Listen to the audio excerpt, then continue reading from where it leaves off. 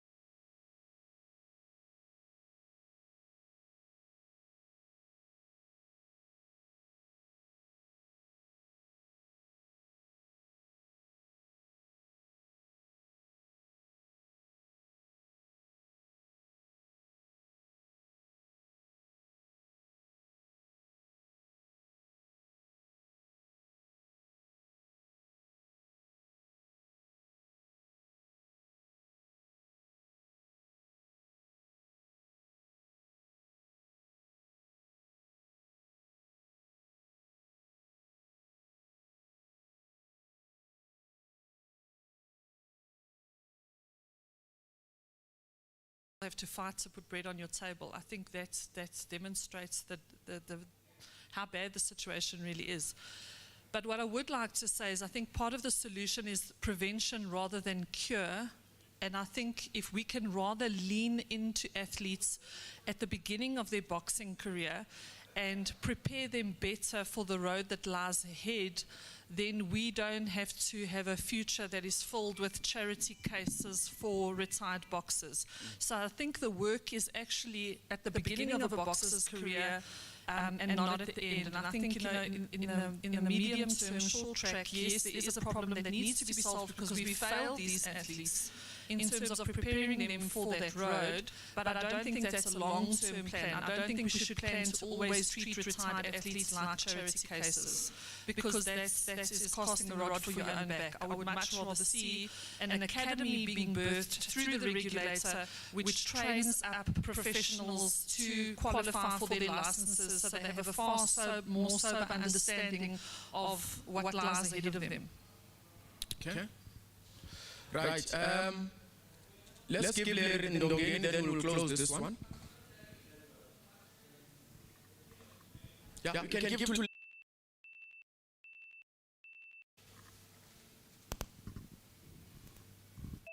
Thank you. Morning, everybody. I think the view on white collar, I think we're missing the point. It's not about putting the white collar is integrating a different crowd that would go and watch white collar and don't come to the professional boxing. So for the promoters that are looking to fill up the event, I think introducing this to those people that come in and they're going to be staying for the professional side of it.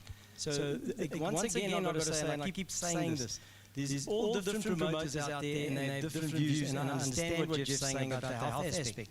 But once you integrate it into your event, all the health things have to come into it, and all the medical and all the other stuff that is there will be available for that. And you're not talking about, you're talking probably about 3 fights. And I hear what you're saying, you've got somebody 50 taking on that, but you can also have a standard that has to be met, where it's the guys are physically fit and they are able to go the 3 rounds, 3 2-minute rounds. And also what it does for the promoter, those people are bringing in a crowd, they're paying, yet there is no funding of the boxer unless you do a celebrity tournament. So I think it's a way of integrating new people to expose our professional boxing to bigger crowds, and boxing will then benefit by it. And I honestly believe that's what needs to be done. Okay.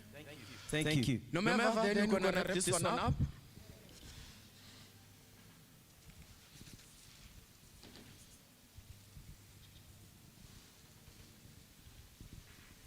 Good morning, everyone.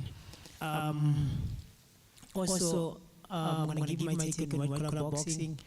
As much as I think many people don't understand what is white collar boxing, what's going on in white collar boxing.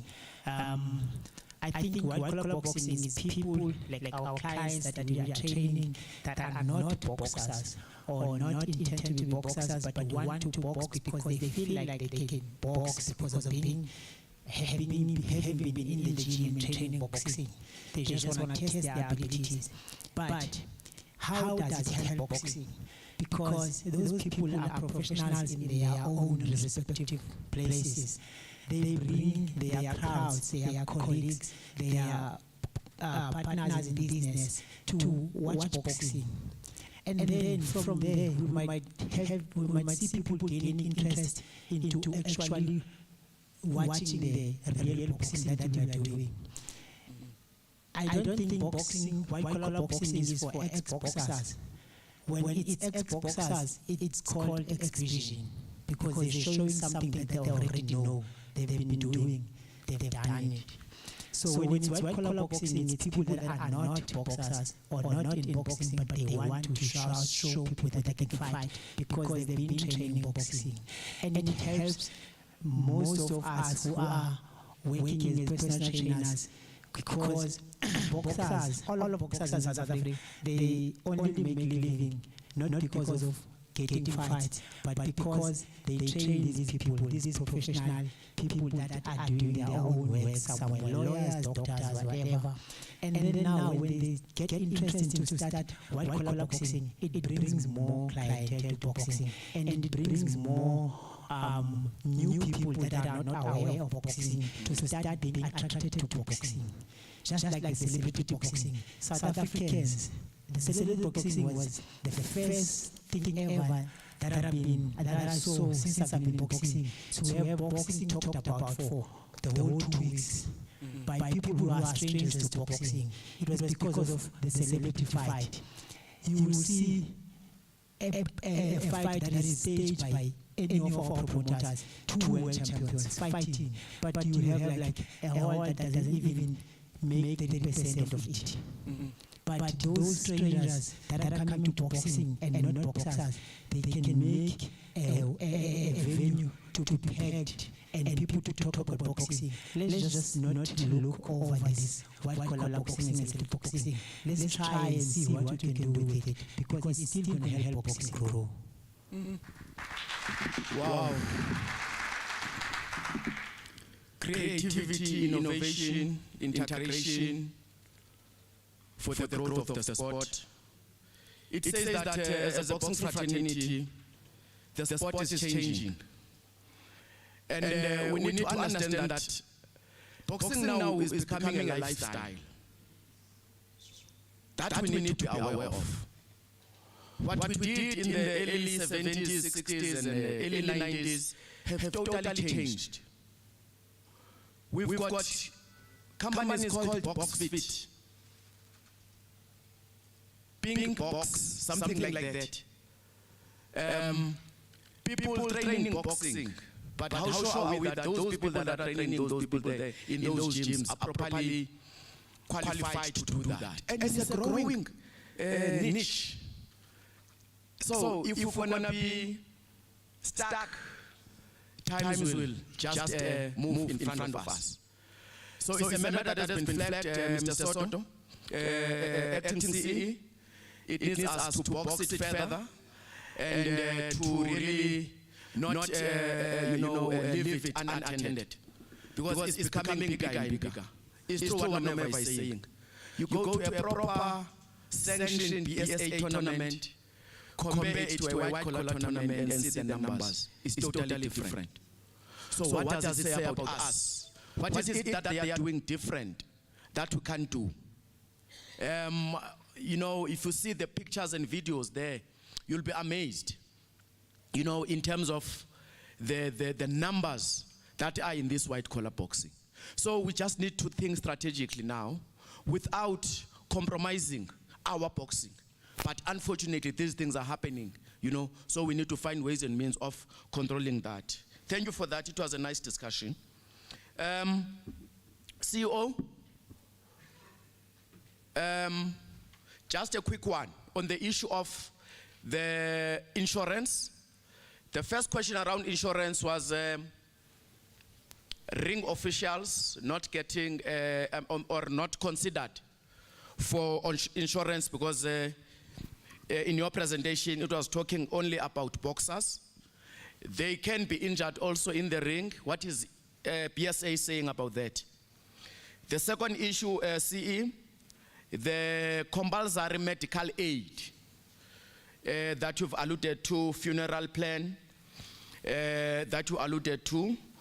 It was said that boxers, they might be getting 3 fights a year and they won't be able to sustain the monthly premiums. So how are we going to deal with that when it comes to the issue of this insurance? Those are the questions, CE. Over to you. Thanks, Program Director.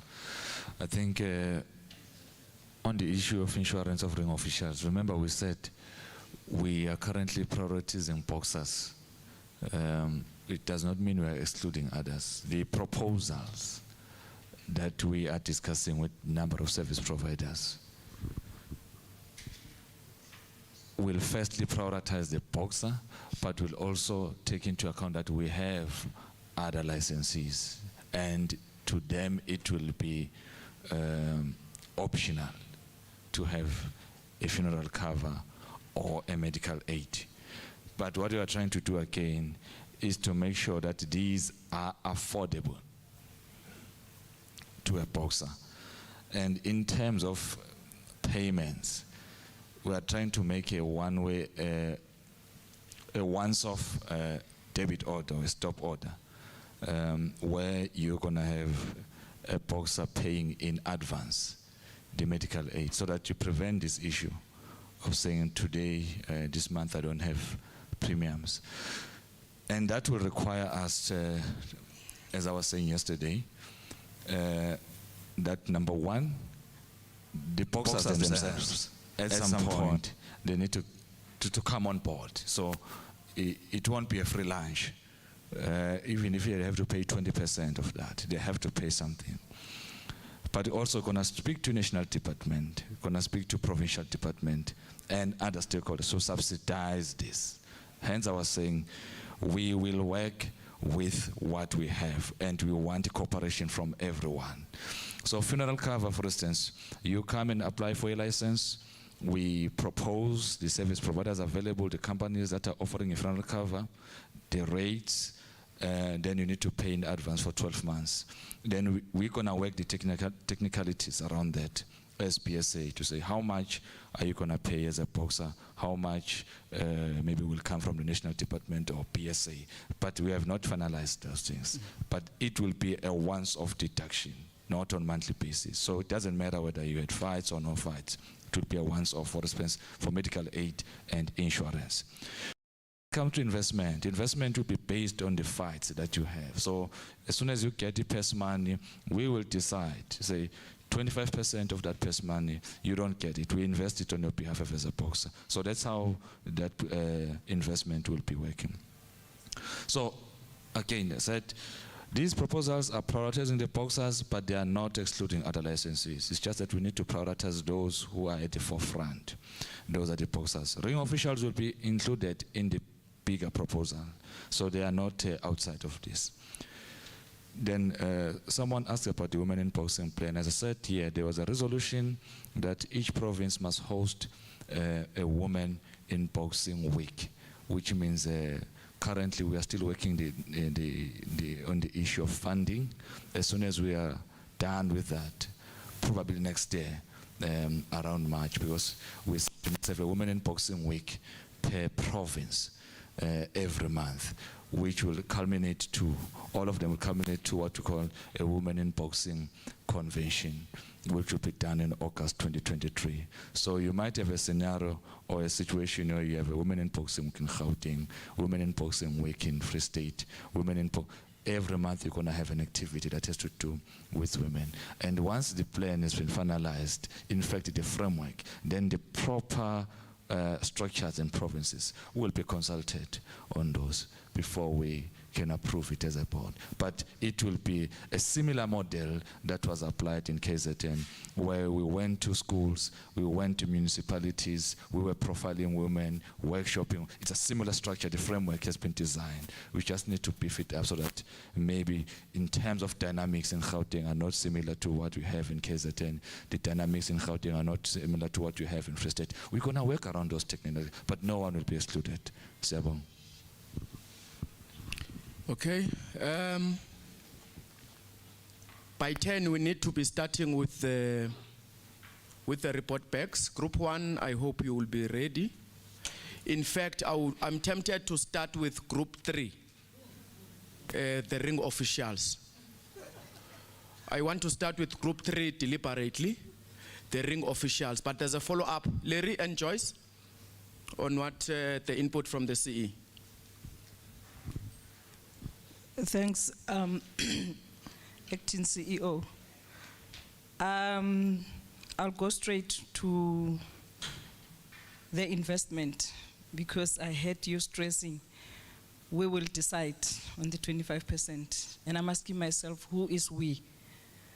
And you see, when you're trying to build something, it shouldn't come as a threat or scaring people. Because when you start by scaring people, you're actually chasing people away from seeing the real positive plan that you're having. So I will request that, you know, such things, at least they should be discussed with the people that are affected. I mean, if you are to sell something to me, it can be how beautiful, but once you start and I feel some threat, I might not take it. So it's just to say, let's consider how we put things or how we sell a product to people, especially anything that involves money.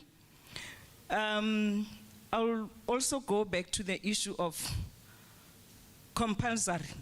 And I'm stressing the compulsory because if you say something is going to be compulsory, so it means people can't negotiate.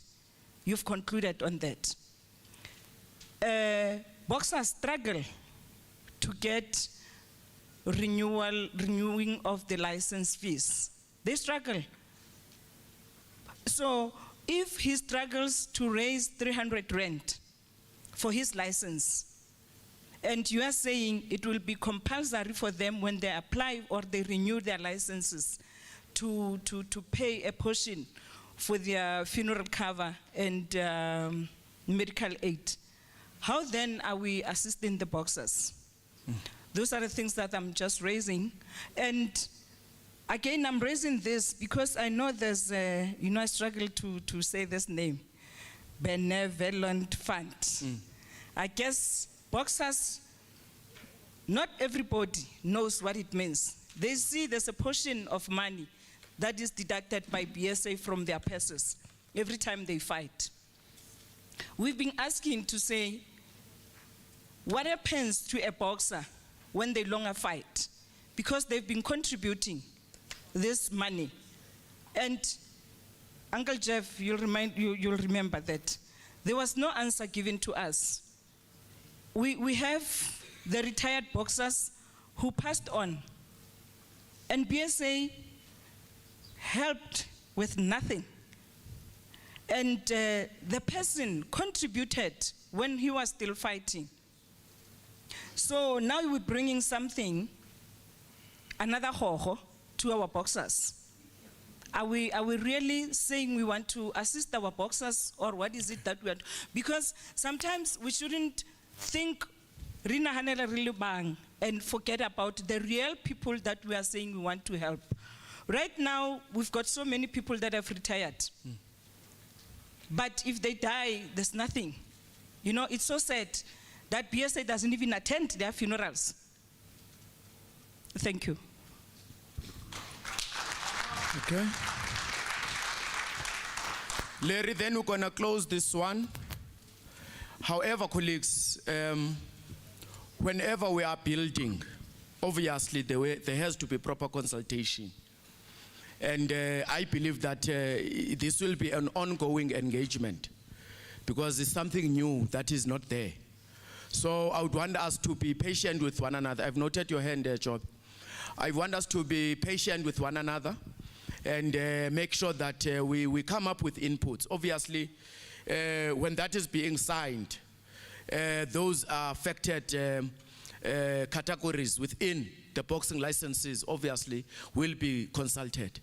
I think that will be the approach. Larry, so that we can move, colleagues. Our time is not Yeah, I'll be side. brief, but I think Joyce covered a lot of that. And I think the most important thing, first of all, let me say, I think it's a great idea.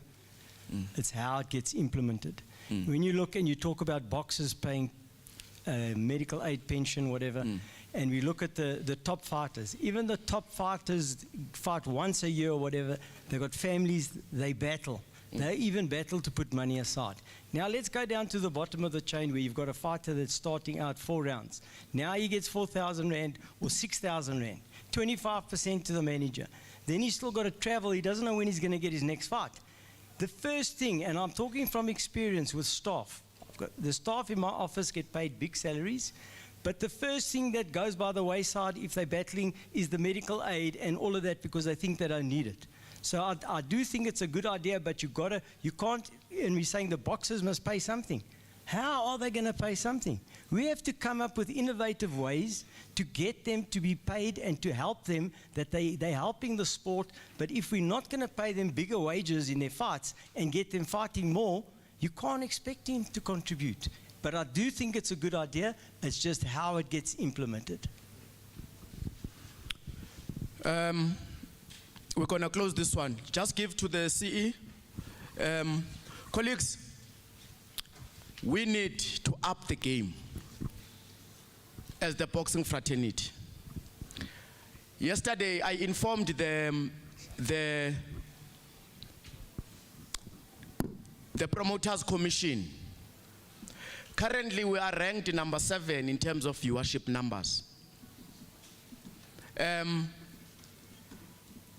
Soccer being the first one, with close to 14 million viewers, followed by rugby, with around 9 million viewers, followed by cricket, with around 7 million viewers. And as boxing was sitting at number 7, with 3 million viewers. So we also need to understand the economy of boxing. If we make boxing attractive, we make it a viable economic sport, it will be easy to deal with this. Because if this sport was viable, we won't be talking about a 4,000 rand purse money for a box, which is a joke. If this sport was viable across the board, we won't be talking about 250 for ring officials. What is 250? For someone to drive from Eval to go to a tournament in Soweto. It's not even a quarter tank, that one. So I'm trying to say that when we look at these issues, we need to look at them in a global view, as a collective, and remove, this poor posture. Boxing soloko siyenza as a sport sabantu, we need to move away from that mentality and try to give that confidence to boxing that we can make it and make it attractive. CE, so that we can wrap this one up. Thanks, T.O. I think if colleagues did understand me, I said earlier, first of all, we're going to work with what we have. Then 2, we are still at the discussion phase with what we call service providers. And we're going to look at the affordability. If you had that, because it's very important to listen when someone is responding to a question. I said we are still engaging the service providers will bring different rates when it comes to insurances, medical aids, investment plans. And I'm talking about scenarios here. I said, if scenario A is too expensive, we will have to look out for more funding or sources of income that will assist us to assist the boxer. It's currently at a scenario level. But at the end of the day, we have a goal that we need to achieve. We have to protect someone from being a boxer and leaving boxing without any investment. So that one, we have to implement it. We have a responsibility as a regulator to set up the tone when it comes to professionalization of boxing. And with these 3, we're going to start. But you will not be excluded. Because we know when it comes to the purse money of a boxer, the promoter is involved, the manager is involved. You will not be excluded. You will be consulted. But we are saying we can't sit here and say we will always be discussing these things forever and ever. There has to be some time frames, timeline, deadlines, and the implementation.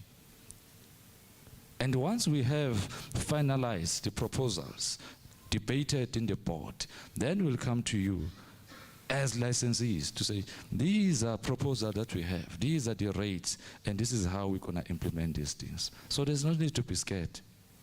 Because some of the word compulsory, it's going to be compulsory for a boxer to have a funeral cover. Because we're trying to deal with the issues of a boxer dying without being covered. I think if the CFO is here, we'll talk about the benevolent fund that we have in the office. But the funeral cover, I'm saying, it's going to be compulsory. Because we're trying to professionalize the institute, the sport itself. So certain things will be compulsory. There's nothing wrong with that. But the implementation of those things, no one will be excluded. Sebong. Thank you. The matter is closed. Colin, I wouldn't even want to spin this one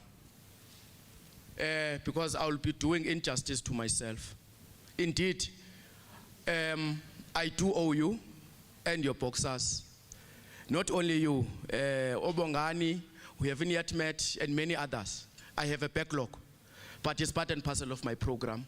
Very, very soon you'll be getting an invite to the office so that we can sit and have a plan.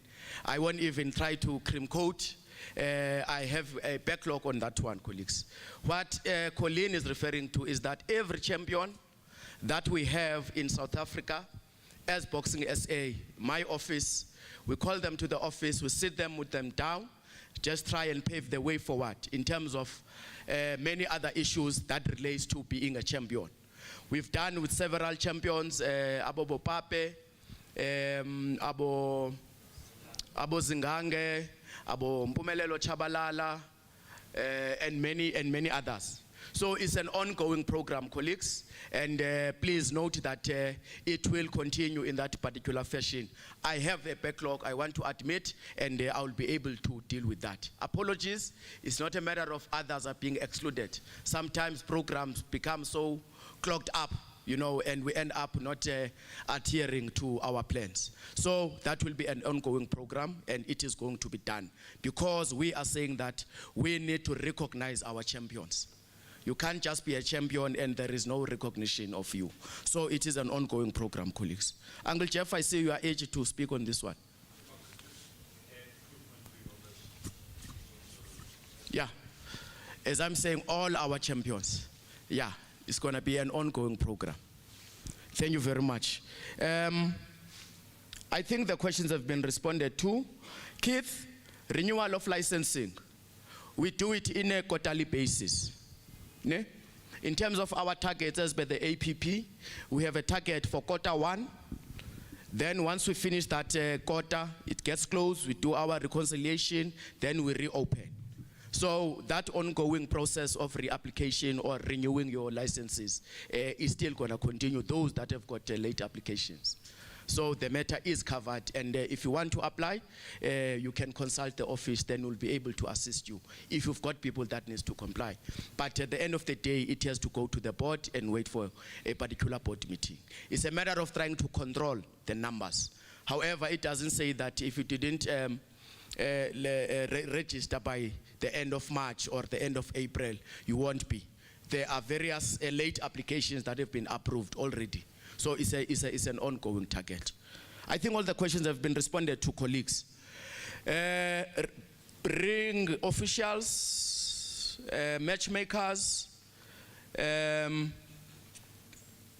announcers, group 3, Mr. Mashego, please be ready. And you will be given 30 minutes, 15 minutes to report, and 15 minutes of discussion.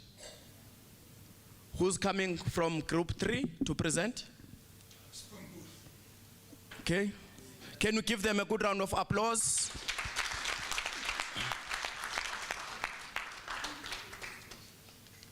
Mr. Spambul and Mr. Shweni.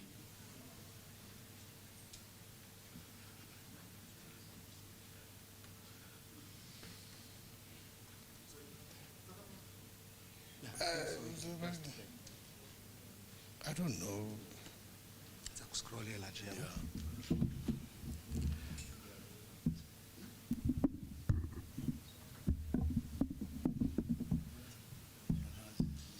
I think page is that side.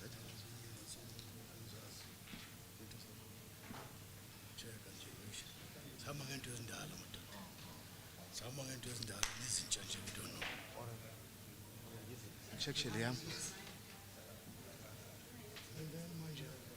Let's get it on the memory stick.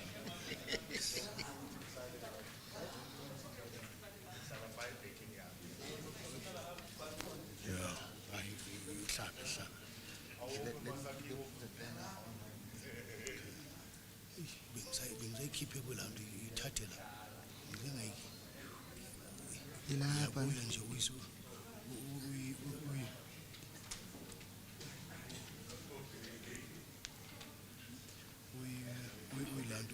Ithathe i-transfer. Thathe laphana. Ilapha ne? Yeah. Phinda lapho. Unesikhompyutha sethu khona lapha phezulu. Izawuvela. Yeah, nanso save as lapho. Izawuvela le.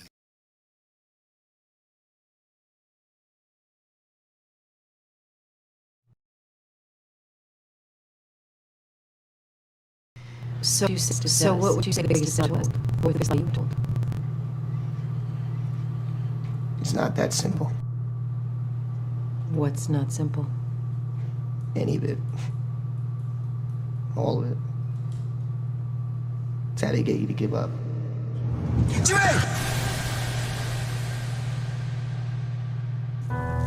So many people out there fail, not because they don't have the ability. It's because they don't have the heart to go through adversity. The world ain't all sunshine and rainbows. It's a very mean and nasty place, and I don't care how tough you are, it will beat you to your knees and keep you there permanently if you let it. You'll go through some failures. When you're in that darkness, you want to sit there and wait for the light to come. But you can't wait. The only way out is to step forward, to face your fears, to become your own light.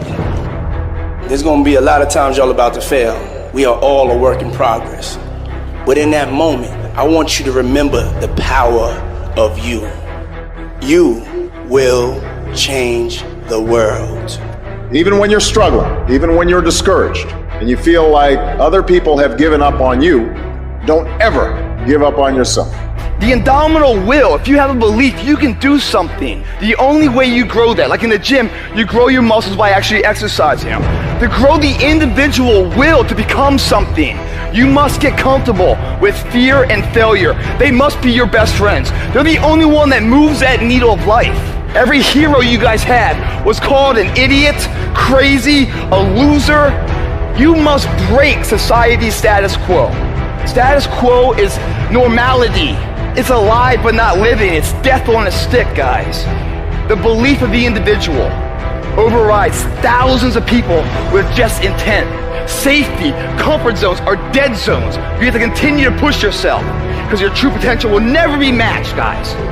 Nobody is gonna hit as hard as life, but it ain't about how hard you hit. It's about how hard you can get hit and keep moving forward. How much you can take and keep moving forward. Now, if you know what you're worth, then go out and get what you're worth. But you gotta be willing to take the hits. The future rewards those who press on. With patient and firm determination, I'm gonna press on. I don't have time to feel sorry for myself. I don't have time to complain. I'm gonna press on. Stop complaining. Stop crying. We are gonna press on. We've got work to do. What's your why? What motivates you? What pushes you? What drives you? And if that thing is internal, if nobody has to call you, if nobody has to prod you, if nobody has to reward you, if nobody has to give you anything, if you are self-motivated and self-regulated, you can have it, you can be it, you can do it. It's possible you can live your dream. It's necessary that you have a plan of action, that you're resilient, that you stick to, and you work with the system, that you have the vision and never give up, that you become creative and relentless and keep on coming back again and again and again, and that it's you that you got to take personal responsibility to make it happen, and that it's hard. Easy is not an option. And when life knocks you down, jump back up and say, it's not over until I win.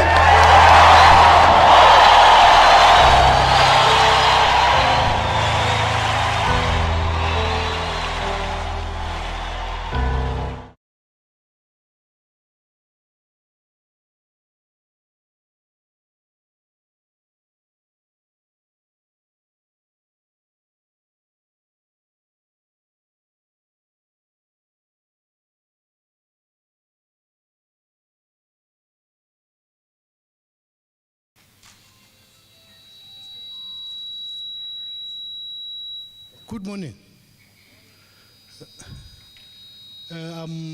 Thabo Spampul is written the ring official facilitator.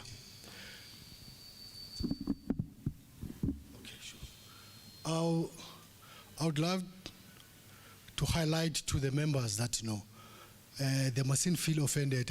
I'm talking to the promoters, managers, and other stakeholders. I'm talking to BSA. This audience that I'm talking to, you mustn't feel offended. I'm just basing all our challenges to BSA. Can you just? My introduction, the ring officials in terms of interpreting the act and also the regulations. I think you are on par with interpreting, but there are some human errors and also needing some training in other ring officials that have just come in within our ranks.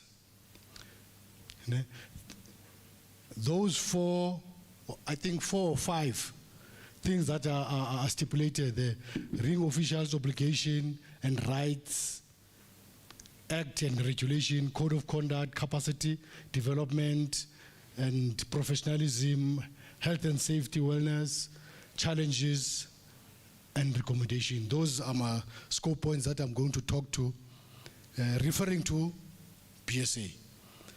The acknowledgement of the following officials are the members that attended our facilitation of this. I won't mention names, you can see all of them, including the matchmakers and the ring announcers that were there.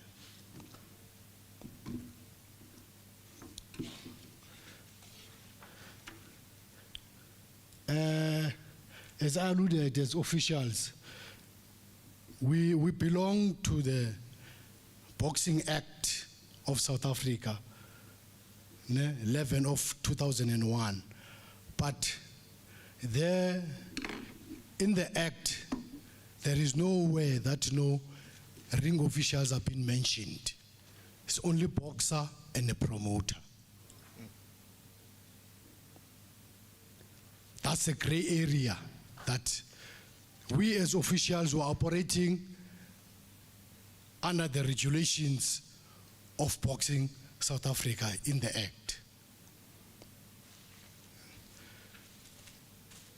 In the regulations, the interpretation, go back.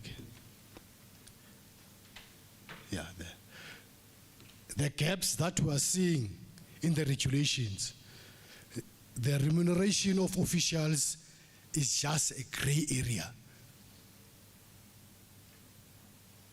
It's just gray. No one can say now ring officials are supposed to be paid this much or ring officials must be paid. Also, in those regulations, there is nowhere that they are saying that there must be a grading of ring officials. That must come from Boxing South Africa, not from us as members, including the audience in terms of, I'm talking to the promoters and managers and everything, because they're complaining of saying, no, you have given a judge that have just qualified yesterday to do a title fight. What do you think that what he knows? Our recommendation, the ownership of the remuneration must lie with the Boxing South Africa. Why we are saying that? We don't want to come in a tournament and say, no, Sis Joyce, this money that you are giving us is too little. Sis Joyce doesn't have to deal with us. If I go to Sis Joyce, I must go to Sis Joyce as my sister, not as a ring official. If I want to complain of the remuneration, the transport, also the place to sleep is the Boxing South Africa. That is why at some stage in Sun City, they said we striked. We did not. We're resolving the issue of accommodation of the ring officials together with our provincial manager. That one was clear. We had no place to sleep. I've complained also here. We were sent to Kimberley. We were accommodated in a room.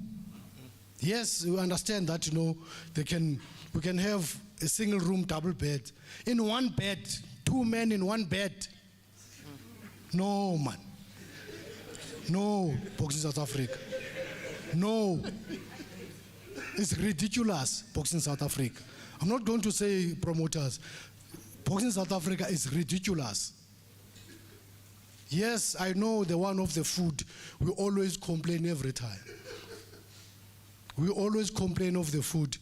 I come from my work, place of work at 5 o'clock, and then attend a tournament. Without even, I just go home, change, and arrive home at 12 midnight. Can the food be okay for you eating at 12 midnight after the tournament at home?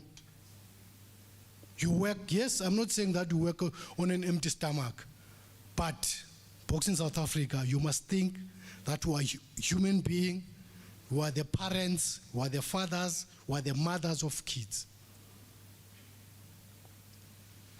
We need, I know, this is not for the first time that we have presented this. The previous office, they used to say the ring officials are just toothless dogs. I'm saying for the second time. Next. Other recommendation that we are saying, we're asking BSA, the inflation out there, I can utilize my vehicle to Kagiso.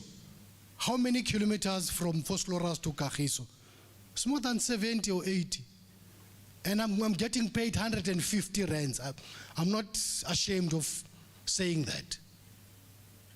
150 rands that are being paid for a small tournament, a developmental tournament. And bear in mind the distances that we're traveling with our own transport. Now we're saying Boxing South Africa, we want 1,000 for the development tournament. Inflation is high. Petrol that we're utilizing to go to this tournament, that's another thing. Again, the national tournament, we're requesting Boxing South Africa that we be given 2,000 rand. Also the international fights. Transport fee rates in terms of members that are utilizing their vehicles. Previous conventions where CEO Bongani Kumalo agreed upon that, you know, the 50-kilometer radius of member from home to the tournament, a ring official must be paid. I don't know where did it vanish, that document. That is why I'm saying that we're just toothless dogs. We can come up with good ideas. When the new one comes, they shift the papers and shred them. All these things that we're presenting here, they were presented since 2006 by myself. Next. You can go the other slide. Next slide. Code of conduct. That one of the code of conduct, it's for Boxing South Africa. It's consumption. I know that, you know, everyone would like to know and all these things. It concerns us against the promoters, managers, and boxers. Then the Boxing South Africa will tell us if that code of conduct that we have drafted is the right one. We can go another. Capacity development and professionalism. The workshops that need to be done. Yes, others to go to the world bodies. I'm talking of the other ring officials. And know that we cannot be the same. We're like these fingers. We didn't come the same time in boxing. Others have 40 years in boxing, but can make great mistakes, controversies and everything. But you'll find the one that came yesterday had a sharp idea and can do a lot of things. But we need to be graded. We need to be graded as the ring officials accordingly. The recommendation that we were saying that, quarterly workshops must be done. Rotation of ring officials. Please, ring officials, don't go to Sis Joyce and Jeff and say, hey, Jeff, man, put me in that fight of yours. You see the same face, you see Spampul all the way in all the tournaments. Spampul is there because of his connected. Oh, hey, Uncle Jeff, man, I need to go to your fight. You see? I'm just making an example of Jeff. Not that, I've been saying that. Because this thing of rotation, it's a pain in other officials that, I'm not being seen in Emperors. I'm not being seen on TV because of you always see Spampul there. Spampul all the way. No, it must not be like that. All others must be given fair opportunity. We know that you are going to say, Boksburg, South Africa, no, we cannot give Spampul this fight because of... Please, we need you to give us the rotation and grade our ring officials. Come. Health. Yeah, this one. Health and safety. If you remember, Uncle Jeff, I presented this in SABC. Again, how many years down the line? More than 7 years now. Down the line, I'm representing general safety, late traveling. I will always mention about myself again. Yes, I can travel anytime because I know that I'm always safe on my side. But what others? I'm talking of the ladies, they drive late night alone. Others, they travel with taxis.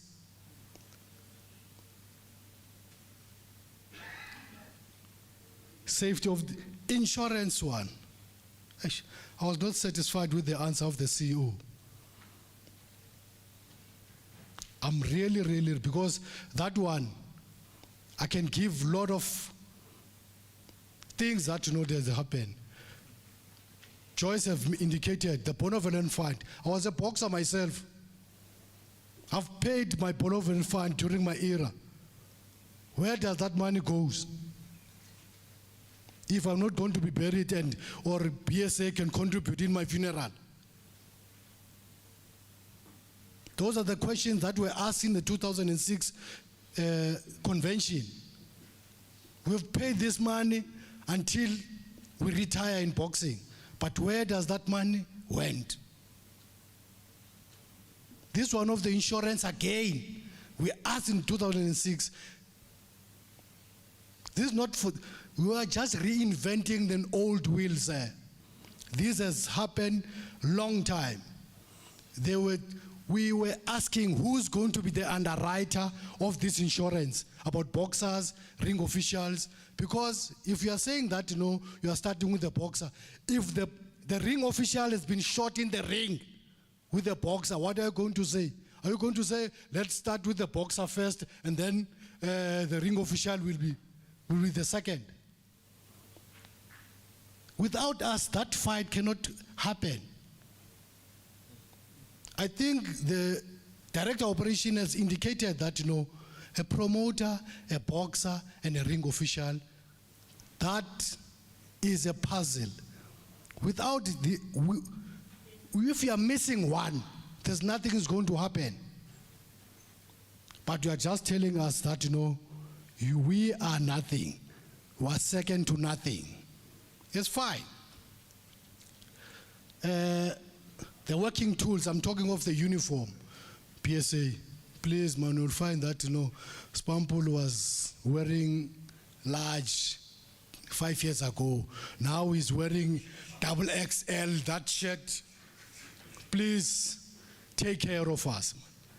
Take care of us. I know the shoe part, but the shirts, we are wearing the shirts that are older, and you must understand that these shirts, even if it's new, you get the Vaseline from the John Chabalala's boxers, and Vaseline is very hard to go out of the shirt.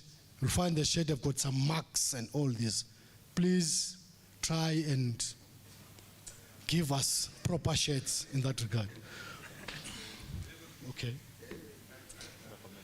Yeah. Recommendations in regarding all the health and safety is the PSA to champion that. The accommodation part is to accommodate members. The public liability insurance, I think that one we were given, we didn't know, but members that knows, they gave that public liability is part of the package when a promoter is doing a tournament. Which is, we didn't know that. We are part of the parcel. Yes, okay. The challenges, no, it's the same thing. It's the same thing. These are the recommendations. PSA, please, we are recommending that, we go with partners or a member that can go into the fight. PSA, talk to your promoters that allow us and then to attend the tournaments, not to pay when you are not been given an opportunity to be in that fight that particular day. Please, we would love to go to the fights. We would love to go to the fights, please. And the other one, in terms of the transport, those members that, they don't have vehicles, please, we are requesting if we can just Uber for them to their destinations. These days, there are a lot of things that you can do for us. Now, we need your assistance in this regard. I thank you. I don't think that there's more that we have. The establishment of the ring officials is there. There's no need that to talk about because it's already there. I'm done, sir.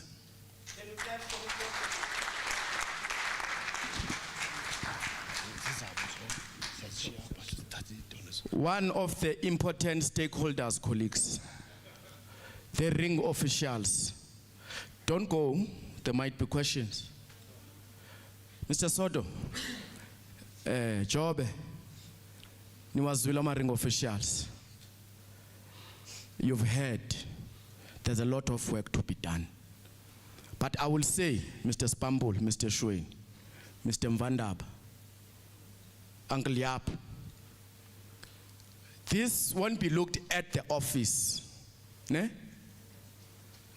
We need to work together because there's work to be done there. There are standards, norms to be developed. Don't expect Mr. Soto to do that. Those recommendations, they need to be in a policy framework format. Fortunately, the acting chair of the ring officials is an advocate, so it's going to be easy for you. So that's what I want to emphasize, that we are, as this administration, everyone hands on deck so that we can pull this together. What you need to understand, colleagues, at BSA, we don't have capacity. There's no media and marketing person. There's no legal person. It's 1, 1, 1, 1, 1, 1. We need to be all over the show, doing all these things all at once. But if there are expertise around the house to assist us, that will be, welcomed, colleagues. Can I get 2 questions or inputs when it comes to the issue of ring officials? Hey, there's a grocery of hands now. I'm going to use my discretion. Not all the hands will get the opportunity because of time. Keith. Morning, everybody.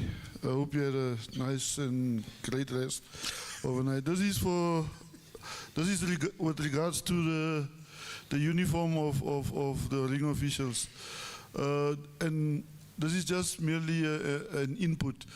Why don't we commercialize the uniform in terms of the shirts by putting on a certain company's name, advertise, and by then it will like eliminate the old extra shirt, extra large shirt or something like that, so that we can get extra money in terms of that. Thank you. I like that creativity, because the judge is always, the camera is always looking at the judge. CE, I think we need to note that. We are behind. You've got 9 minutes to turn your life around. Who said those words, colleagues? We are behind. You've got only 9 minutes to turn your life around. Mr. Colin Nathan, congratulations. Can you clap for him, colleagues?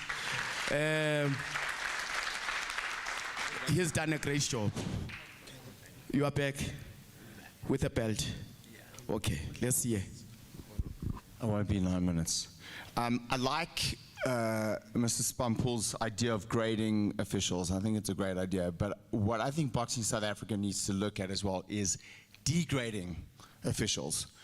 We have seen some rotten decisions to the point where you look and you think, what on earth were these judges looking at? And this is affecting particularly young fighters' careers on horrendous decisions. When Stevie Wonder can tell you that, what are they looking at? So as much as I applaud his decision to grade officials, I think Boxing South Africa needs to seriously look at degrading officials on rotten decisions. Grading and degrading. Let's hear from the boxer.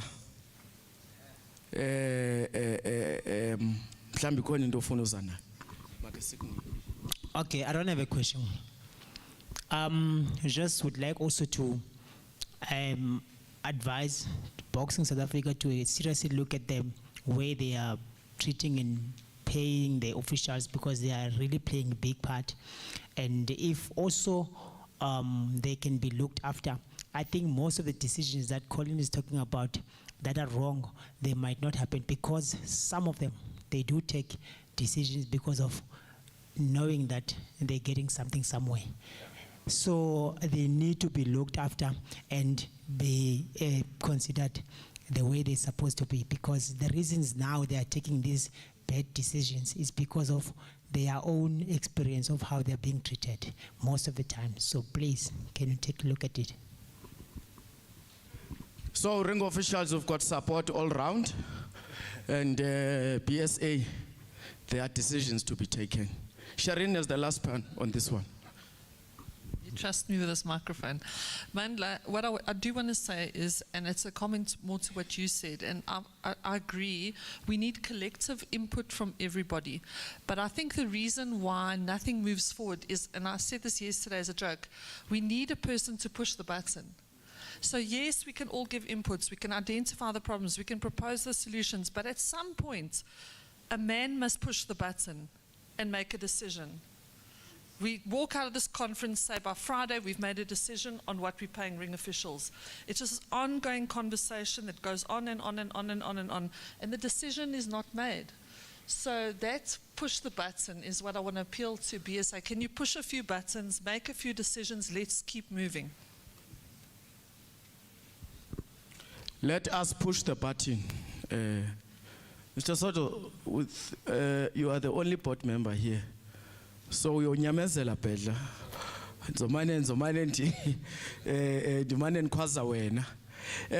I want us to conclude this one, colleagues. I think it's very clear. There's an outcry there. There's a lot of improvements to be done. But I would be doing injustice if I don't give Mr. Soto just your views on this one, just to wrap it up.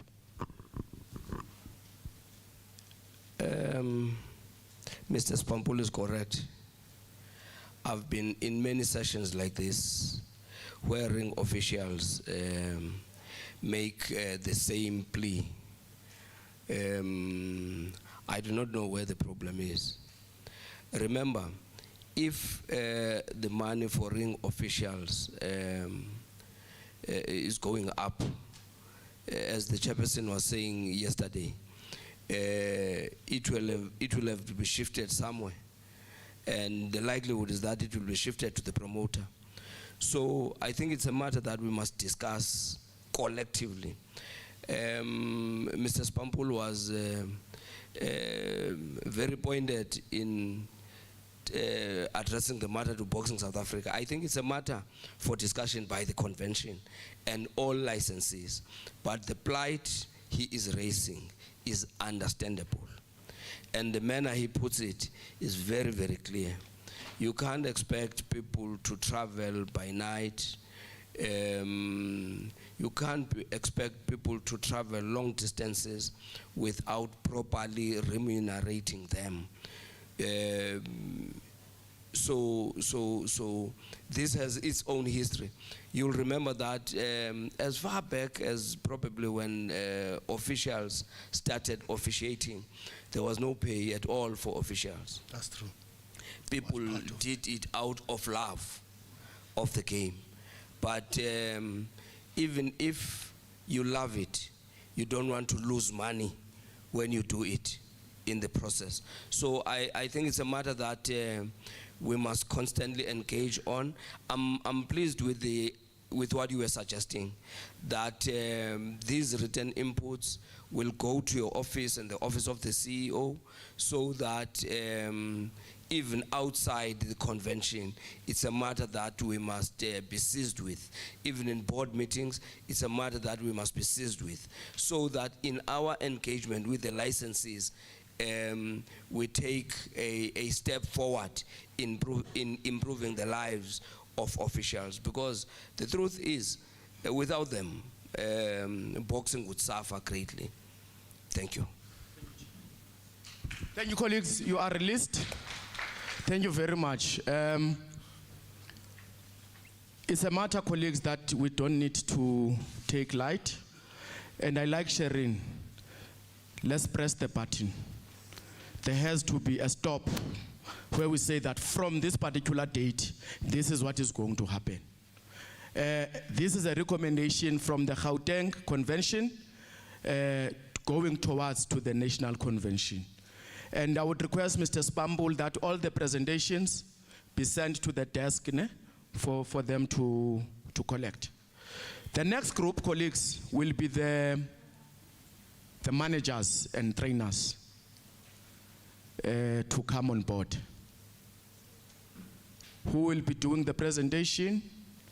Managers and trainers. Colin? Okay. All right. Why? Okay. Eh? Oh, okay. All right. You don't have a presentation? We don't have it. It's just an old system. Okay.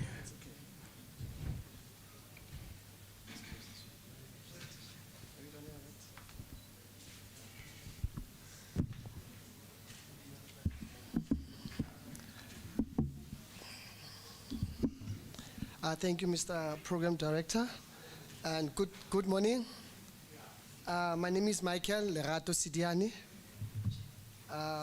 I'm here on behalf of managers, coaches, and trainers. I've been selected to come and represent them, so I think I'll do the good thing. I know that my leader over there, Colleen, she's looking at me, that Michael, you must do the right thing. And I'll try by all means to do the right thing. Firstly, I'd like to add to what Mr. Spampul said. And sometimes it pains my heart to see that most of the time we like to associate boxing in poverty. That is why today we are here. Until we do the right thing amongst ourselves, I think boxing will be okay. Because we know that we are in South Africa. If you don't pay, your employees right, they will pay themselves. We know that, all the departments. So if we can try by all means to work slowly but graduating for better, I think things will be okay amongst ourselves. We do have challenges amongst ourselves as managers and coaches and trainers. Firstly, we spoke about the acts and the regulations that we need to understand and that we need to practice as managers and coaches. Because sometimes you'll find that someone, he is a manager, but he doesn't know the regulation and the acts. And by doing that, he makes the works of BSA to be difficult and also of the provincial managers. But the moment when you learn those regulations, it will better your work as a manager and a coach. And also to understand the department. If you are a manager, do the work that you have to do. If you are a coach, be responsible by coaching your boxers and training them. Because of the moment when you collide, there will be a conflict amongst ourselves. Then we spoke about, as a manager, what is your responsibility for your boxers or for your team? It's whereby we spoke about, you need to know how to get the sponsors, to know what types of food you need to provide or to give to your boxers, to know when to license, because there is a time whereby BSA will have an open window to renew the license for licensing. But on our side, as the managers, we take time. At the last hour, we are running around. We call the provincial manager, may you please give me grace, I was doing A, B, and C. By doing that, we are delaying the whole process in BSA. So if we work hand in hand, I think it will be better also on the side of the management, which is BSA.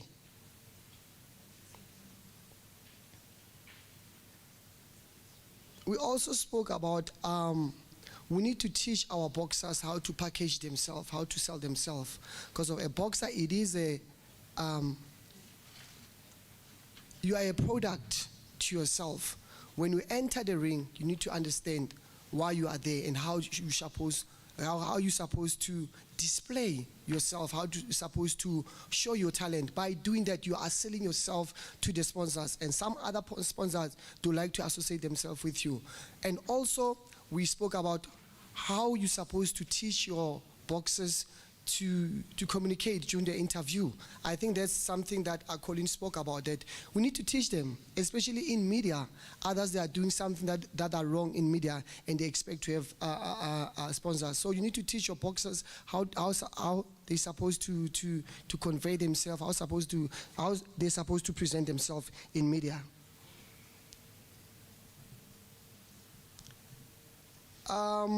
There is something that they have already been articulated about the health of the boxers. I'm still wondering even today, since I started boxing in 1990, I'm 32 years in boxing, but I can't reveal my age. I'm asking myself, why should the boxers do the weigh-in at 12 o'clock or at 3 o'clock, knowing that some other boxers, they spend 2 days without food, and you expect the boxers to excel inside the ring? It's a question to the promoters and the provincial managers, because by doing that, we are hammering these poor guys. Let us think of them. Because if you say a person must go for weigh-in at 3 o'clock and the fight is on Saturday and the weigh-in is on Friday, you know that since from Wednesday the boxer was limiting himself in food. He doesn't have nutrition within himself. You look at the person, you can see this is a skeleton. I don't see the purpose of 12 o'clock and 3 o'clock. It will be better if they say it's in the morning, the latest 10 o'clock or 9 o'clock.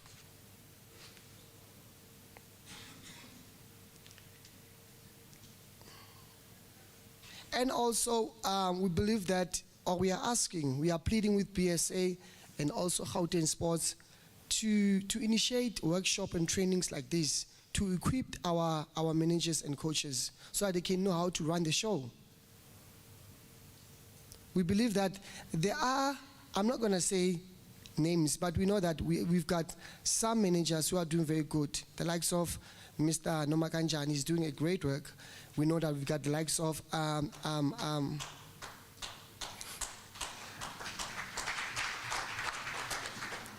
we've got the likes of Colleen. She's also doing a great work. Some other people will find that Michael is a manager, but when it comes to showing what is all about management skill, he can't. That is why, at the end of the day, we fail BSA. Simple thing. We know that on the day of weigh-in, you need to come with the bank details of your boxer, and you need to sign a form if you want 25%. But the person will always explain himself to the provincial manager, sorry this. But the time when there's a payment, you ask BSA, where is my money? But you are the one who delayed the process. So managers, they need to understand their department.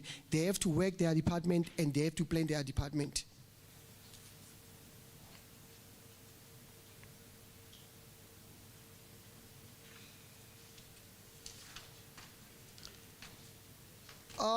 The other thing that we spoke about is when there is a tournament that is taking place in Gauteng or Eastern Cape or KwaZulu-Natal, we find that it is so difficult whereby you find the promoter or the matchmaker, he's talking to the boxer instead of talking to the manager or the coach.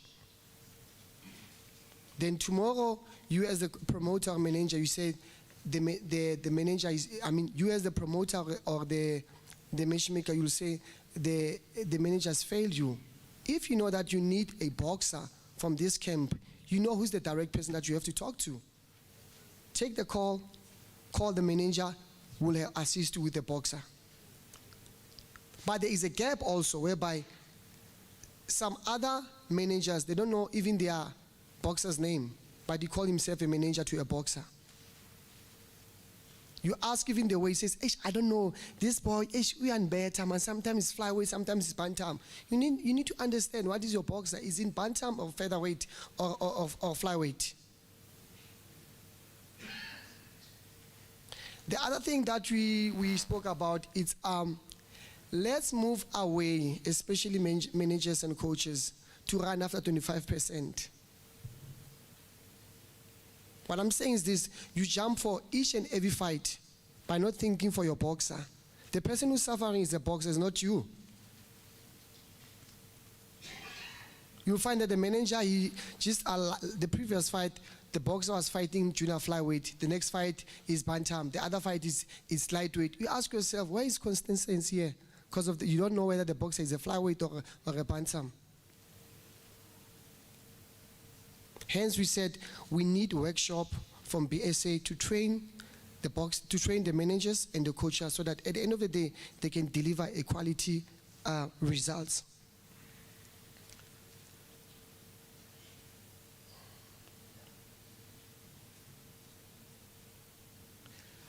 We said here for code of conduct, we want coaches to familiarize themselves with boxing acts and regulations, to know those things so that it can be easy to help their boxers.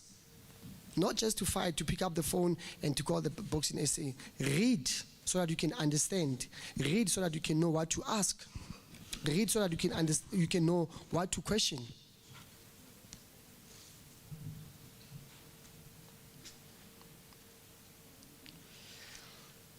The health issue is very important amongst ourselves as the coaches.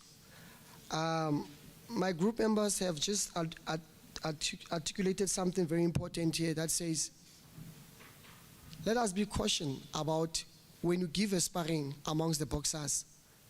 Don't give someone who's weighing the featherweight to a flyweight. That's where the problem starts. By doing that, we are putting someone's life in danger. Only to find out the person, when he goes to the fight, that's where everything happened. And it started at the gym. Let us try to match the boxers in their levels or in their weight levels. Because to be honest with you guys, there is no cure for someone who have suffered for, we call it a punch drunk. There's no medication for that. It's a one way, there's no coming back. So let us take care of our boxers.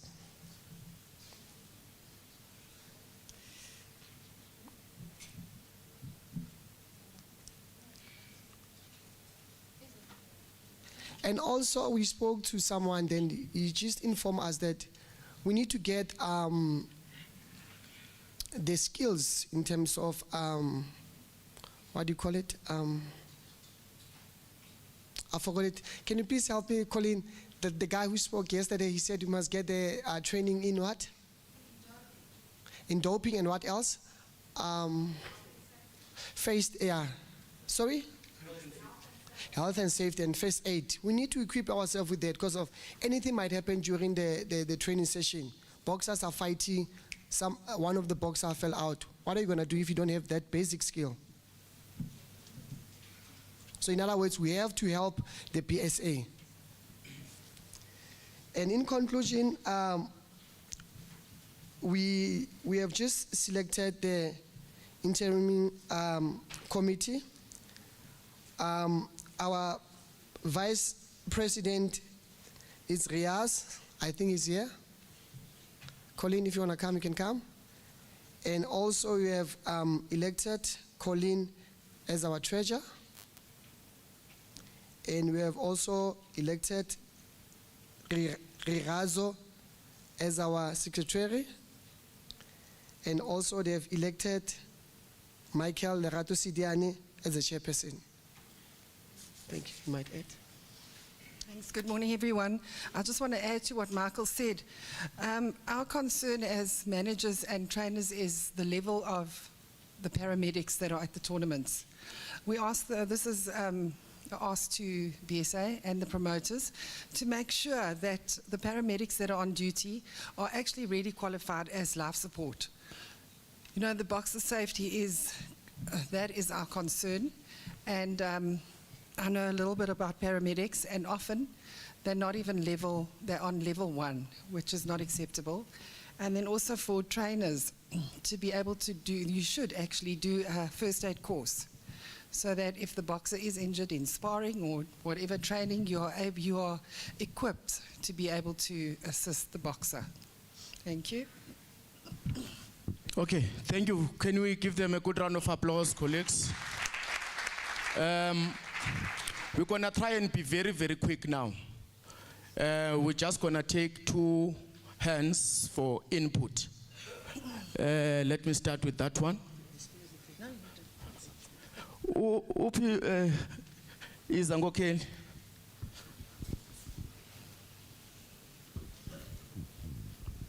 Morning, colleagues. My name is Tolani. My colleagues, they forgot to talk about the issue of licensing of coaching and the managers, because we need to know what to do when you are a coach or a manager. We talked about the issue of managing for the managers specifically, that the BSA must help us with the issue of the qualifications. For you to be qualified to be a manager, you need to have some certain characteristics, maybe have a certain amount in your bank account to manage the boxers. And we talked about the issue of coaching, that most of our coaches, they don't know exactly what to do. So the quality that we have of our coaches is a concern. So the BSA has to take action on how to make sure that our coaches are really qualified to be coaches. So I think that's the most paramount thing that we can discuss about with the BSA, to make sure that everyone is a really qualified coach, not someone who can just pay a certain amount to BSA and tomorrow you see him in the corner. So that's what we need to look at.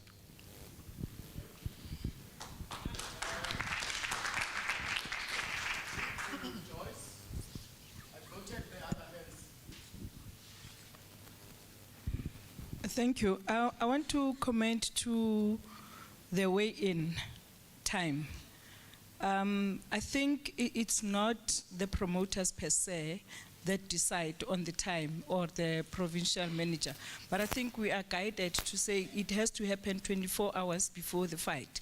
So we were talking changes into the act or regulations. I think this is one part that has to go into that, to say, let's relook at it. Is it working for us today? If it was working 30 years ago, is it still relevant today? And it's something that needs to be changed. And also the managers, I'm glad that the managers themselves are saying some managers don't know their duties. I mean, it's all about the 25%.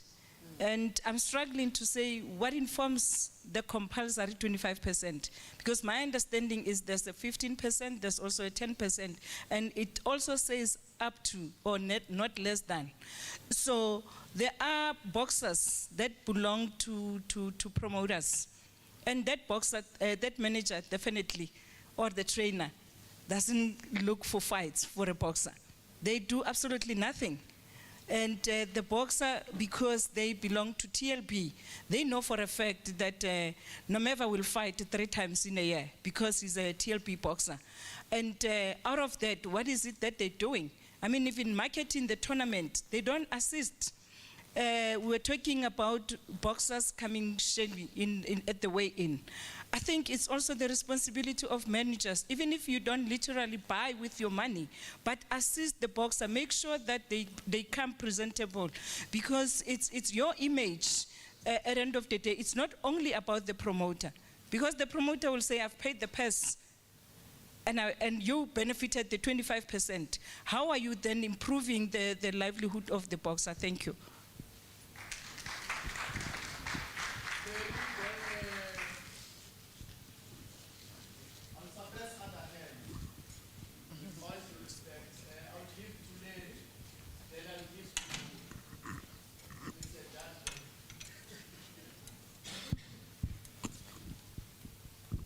Thank you.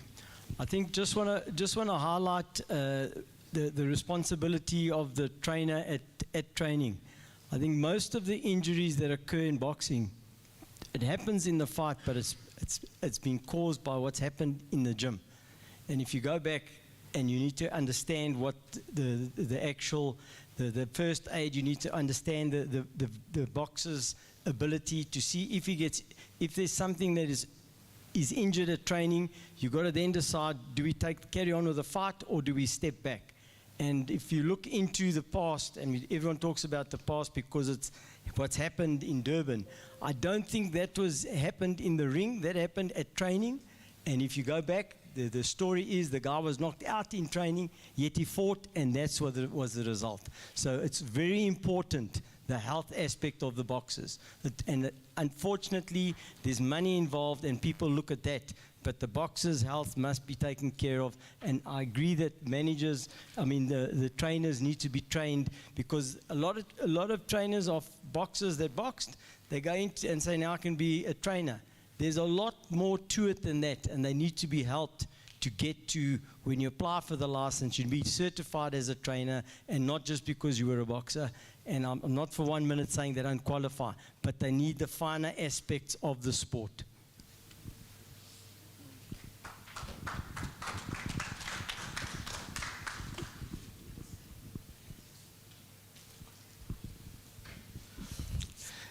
Morning team, once more again.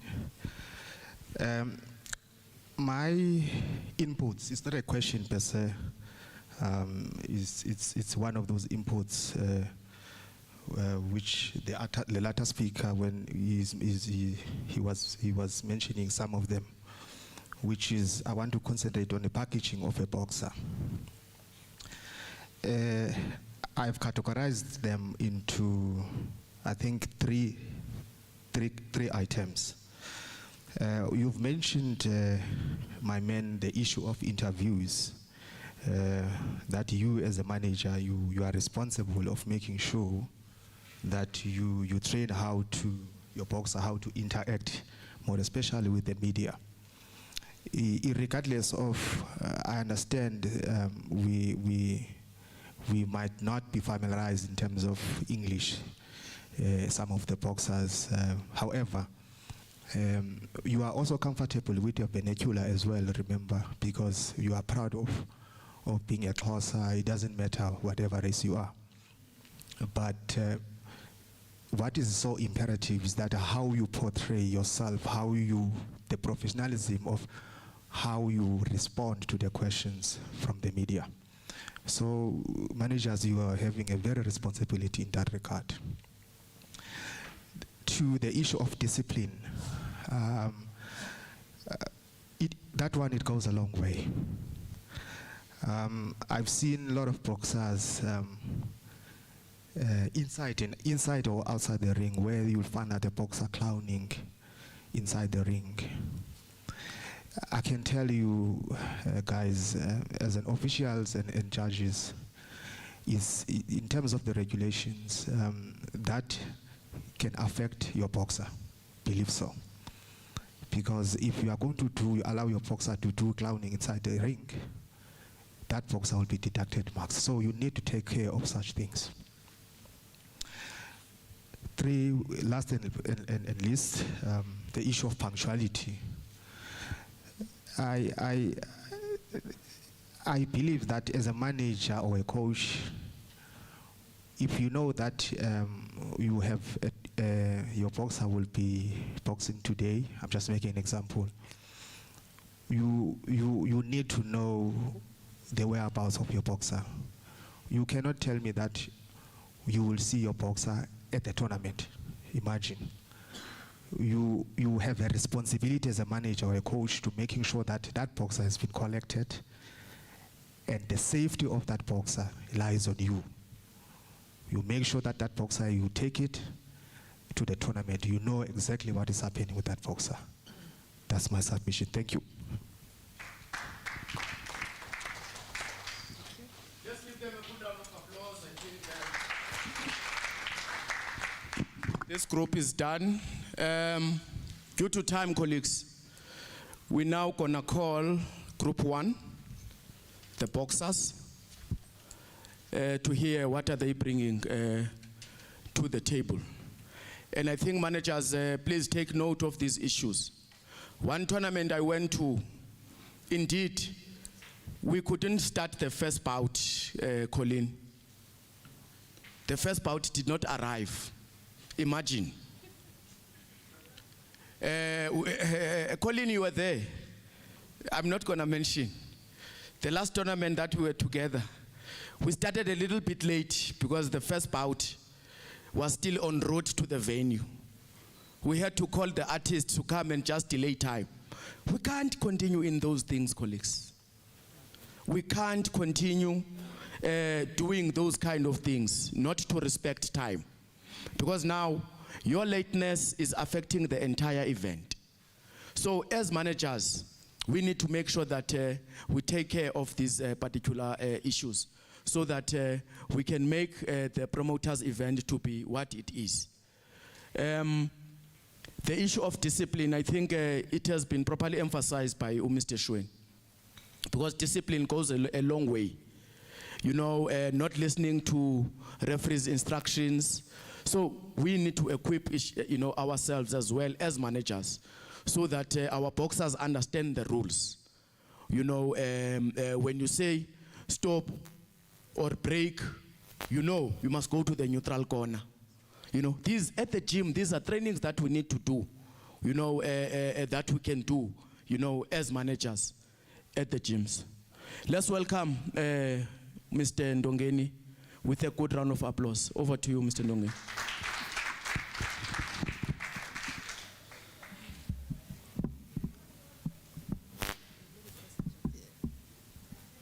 Okay. Yeah, please. All right. Sanmonani, good morning. And according to how we are sitting in this hall, I'm worried I'm not seeing boxers here. First thing, they are really not boxers.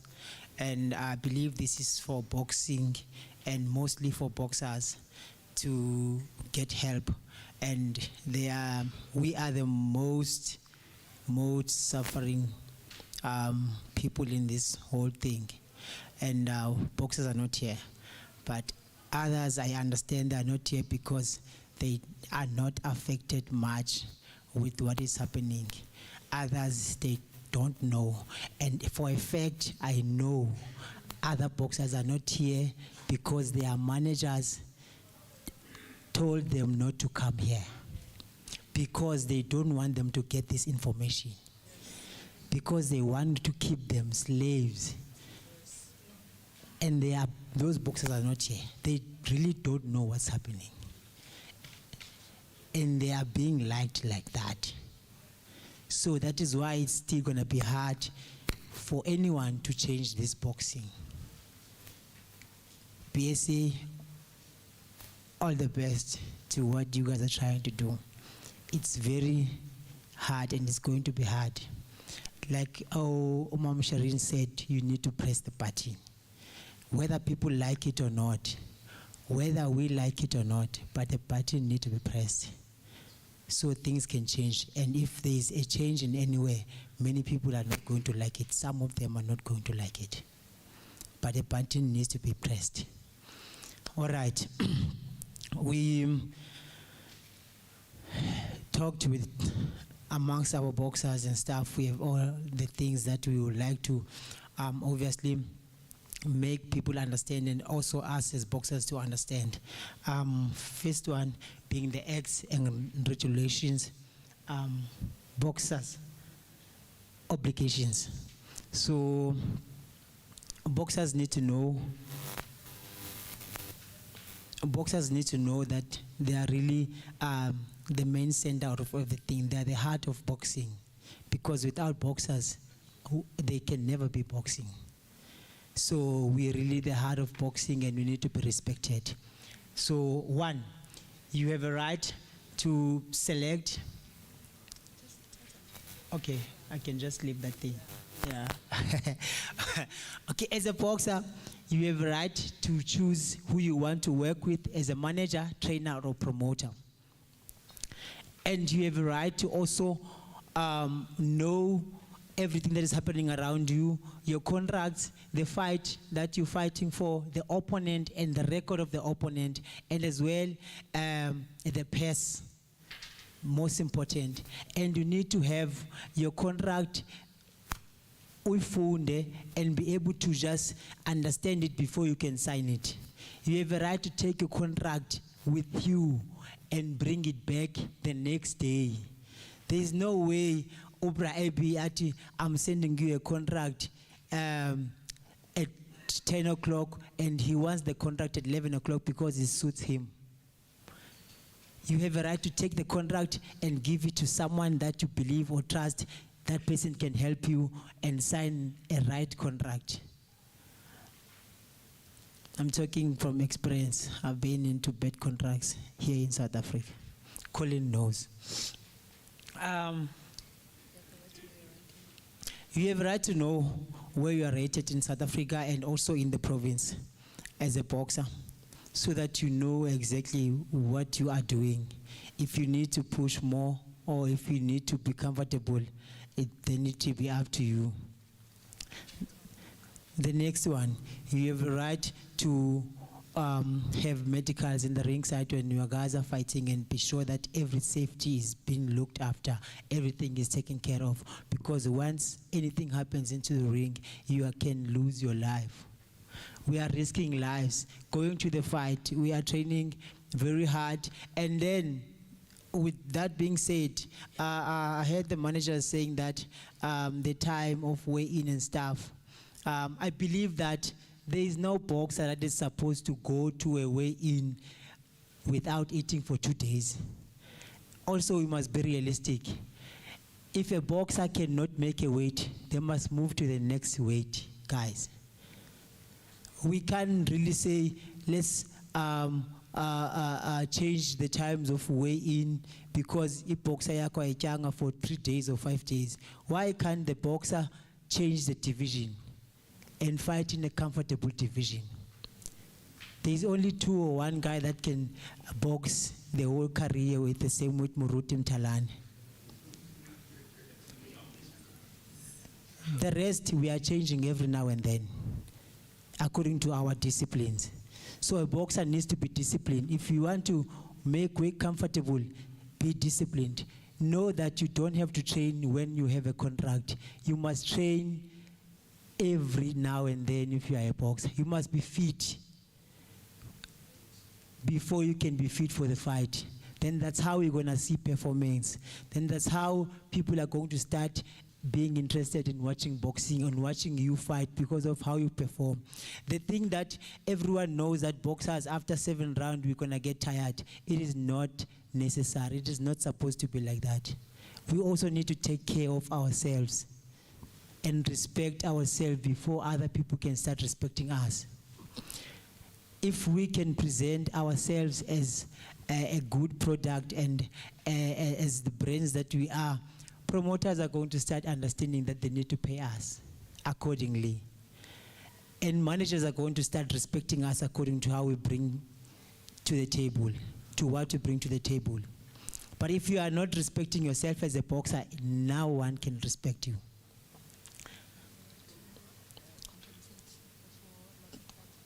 All right.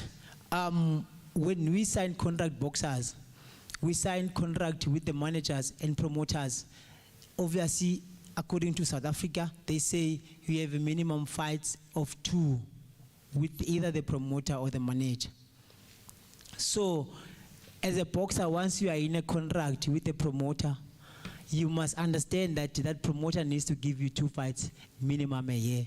If that promoter cannot do so because of their own problems, you have a right to be paid the money that you did not get at the end of the contract. Because it's not your problem why you did not fight. Mamjay, I heard you saying that Nomeva is going to fight 3 fights. It's not a sure thing.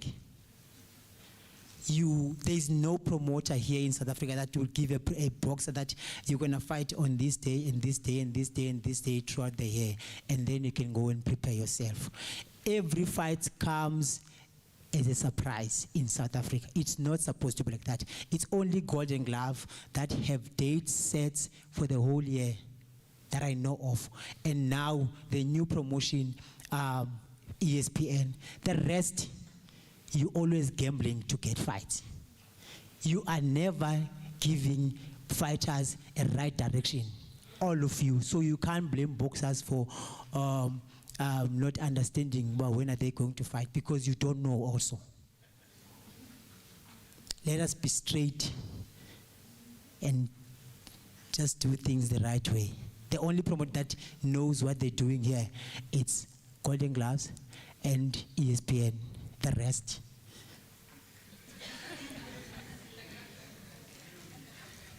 rest, they are just gambling.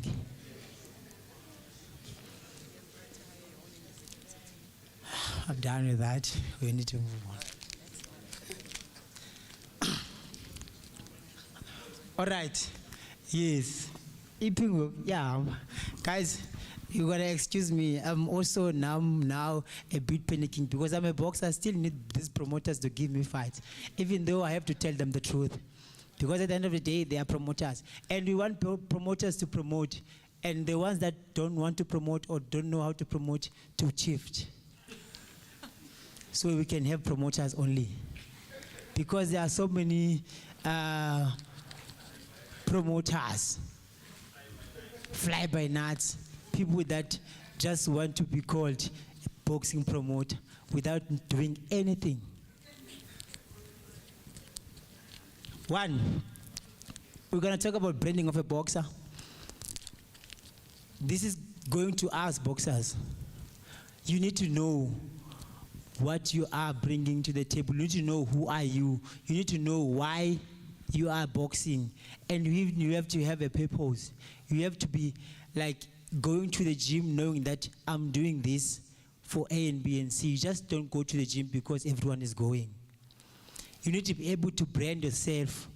And people need to know that this is Unomeva without me saying it. And I'm sure everyone here knows that I'm Unomeva. Yes, because I make sure. Boxers, you need to respect your training, invest your time in training so that the managers can also take it easy or do an easy job to manage you. But if you are a boxer that is being pushed around, telling you have to be told to go to gym, you have to be just pushed around in whatever you're doing, no one is going to be interested in managing you. Many managers, they want to manage me, but they can't. Because I'm not just a boxer. I'm a special boxer. You need to be a man if you're going to work with me. And you need to know your story. If you don't know, I'm going to tell you. So, boxers, you need to be professional. Brand yourself. You must be able to be seen. You must be visible in a room. We can't have like boxers who are just hiding behind those beanies at the back. You need to be a presentable person. People need to look at you and say, what is this one doing? How can we be like this person? I'm getting DMs every day from young boxers who want me to train them. I don't know if they can see I'm a boxer as well. Because they think I'm doing everything by myself. So we need to be able to brand ourselves. We need to know and understand when is it and what we need to do for us to be respected. And to attract people, attract sponsors, attract people to be interested in understanding what we're doing. Because not everyone understands boxing. But when we bring them, when we invite them to our space, we need to be able to show them what we're doing. And without fear or favor. The next one. We need to be knowledgeable. Obviously, it goes back to the obligations and code of conduct of what we must know about what you need to know about our line of work. What are we doing? Why are we boxing? Who's supposed to do A and B and C? Who's your manager? Who's your trainer? According to your choice. So if you know what you must do in preparation for the fight, you must be like knowledgeable about anything around you as a boxer. The next one. Okay, okay, the professionalism is we need to be treated like with a very professional manner, and the way you guys even talk to us, you need to understand that we are the bosses of our own, and we are also your employees, especially managers and trainers. You are working for us. Yes, you are working for us. I'm telling you, I'm not asking. And also, we just need to respect you and your space if we are training in your gyms, and give you what you want from us. Then you give us what you need to give us. That's it. And also, the harassment in terms of a boxer just getting a contract, telling him to sign whatever you feel like it's good, and then the boxer, without checking on how is he feeling about it, is he comfortable about this fight, is he going to be able to win this fight, but because when I want to do it, you are fine with it. It's wrong. A boxer needs to be consulted in the right, full manner. You need to understand your boxer if he's going to be good for this fight. You need to understand your boxer if he's able to train and be in a training session in the right time and good time. And you need to understand if your boxer's mind is where you are, then you can go forward. Also, the one last one, social media. Boxers, also, this is for us, because at the end of the day, our social medias are a reflection of what we are doing and presenting outside for people to see. So I know there are boxers who doesn't even have social media, and they don't know the importance of it. And then the things that you do, even in your own time, make sure that they don't paint you the opposite of what you are. If you are a boxer, you need to be disciplined, dedicated, and determined. But if you don't have those things, you can never be a champion or a superstar. So we must check on what we are doing outside, what are people seeing in us outside the ring and inside the ring. We must be able to understand that our supporters and sponsors, they don't only look at us when we're fighting. They look at us also when we are not fighting and sitting in the streets outside. What we do, are we going to be able to be the ambassadors of their companies so that they can pay us? Are we going to be able to at least make business for their whatever they're giving us? They can get something in return from us. But if you are someone who cannot do that, no one's going to be aligning themselves with you. I'm standing in front of you. I'm wearing a Ushugela shirt. I did not buy it. I have many of them because someone want me to wear them for them. I have a lot. I have Lonsdale sponsoring me every second month with clothes and shoes. They're in my house. I have so many things that are coming into me without having to pay for them because people look at what I do and respect. And we can all do that because you're already, if you can perform beautiful and also be someone who's also well represented outside, there's no way people won't want to work with you. So as boxers, let's go to our social medias. Let's be able to market the fight when the promoter gives you a fight. Because at the end of the day, for you to get another fight, the promoter needs to be excited of what you've done in the last fight. If you are getting a fight, boxers, yours is not only to show up on the way in and on the fight night and fight. It's also to show people that you are ready for the fight. It's also to make people be sure that they want to come and watch you and see you. And as much as we can do that in helping the marketing of the fight and the promotion, boxers and boxing will be better because people will take their time and come and watch and support boxing. But if now you're going to know that I signed a contract, I'm going to go train under the bridge and come back and fight, it's not right. Yes, it's right that you fought and win, but it's not right that you are not helping any situation. So can you please also try and work with the promoters, promote the fight, so the promoters can also pay us accordingly. When I get a fight, I do my own promotion. And I take everyone else in the post. I put myself only because I don't want people to see someone else that is not me in my own space. When they come to the world, then they can watch other fights. So everyone can do it. Imagine if everyone can try and pull as much people as they can. How many people will be interested in to come to boxing? The safety and healthy of ourselves. So we have a right also to be safe and to be healthy.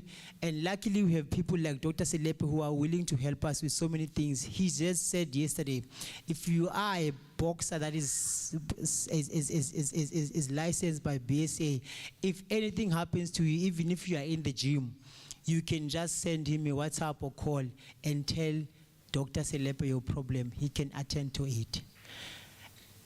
And you also, we need to check ourselves. We need to keep ourselves clean as much as we can because we are risking other people's lives. We are in a mix of so many people that have dependence in their lives. So if we mess my life, that means that my wife and my kids are losing a lot.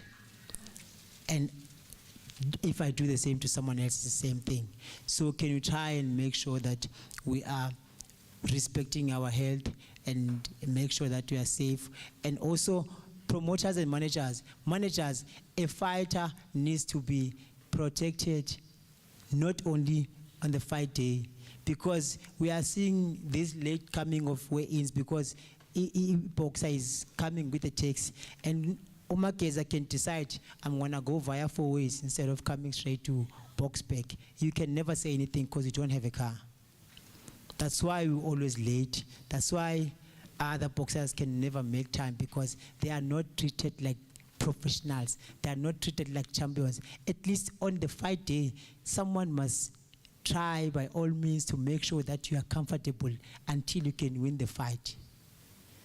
You must be in a space where you feel like a champion before you get into the ring.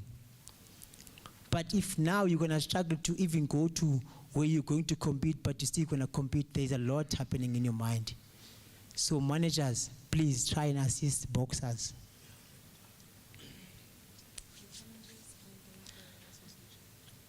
Next one, okay, with the challenges, I think they are all in this thing. So we now, boxers had come into a resolution of trying to get a association so that boxers can also put their views and challenges in one bucket so that they can be taken to either Boxing SA or promoters by at least maybe one group so that they can be heard. And in that we have what is it? Is it interim? Ne? Interim structure. It's going to be Unomeva. And then there's Gerald, there's Simangele, and there's Sikos Bia, the veteran. I thank you guys. I think that's it from our side. Okay, one thing that I forgot, and it's a very important thing. We have decided and concluded that as boxers, we want a minimum pay per round to be 2.5. It's government-funded tournaments. 2.5 in a government-funded tournament. And if it's a private-funded tournament, we can allow 1.5 as much as minimum 1.5 in a private-funded tournament. But in a government-funded tournament, 2.5 per round. Where is the second mic? It's missing. Oh, okay. Colleagues, there are some few adjustments that we need to do. Logistically, we need to, those that have not checked out yet, just after this session, because if you are still having your luggage in that room, BSA and the department will be charged for this day. So we need to make sure that we check out, then you take your luggage, you will find ways and means of putting it in a safe room. That will have to do within a short space of time. Noting the distance to the rooms. Then the promoters will come after that, then we'll be going towards closure. And the CEO will do the summary, then the chairperson will do the closing remarks. Right. You've heard the boxers, very critical recommendations, straightforward, punching by a knuckle.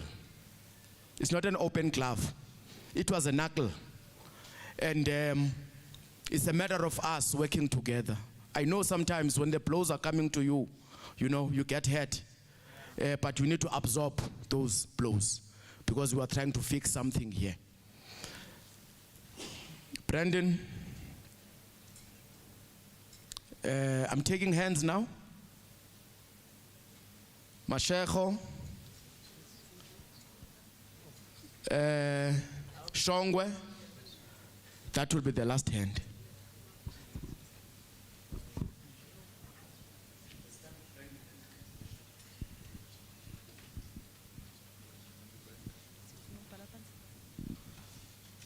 Thank you so much.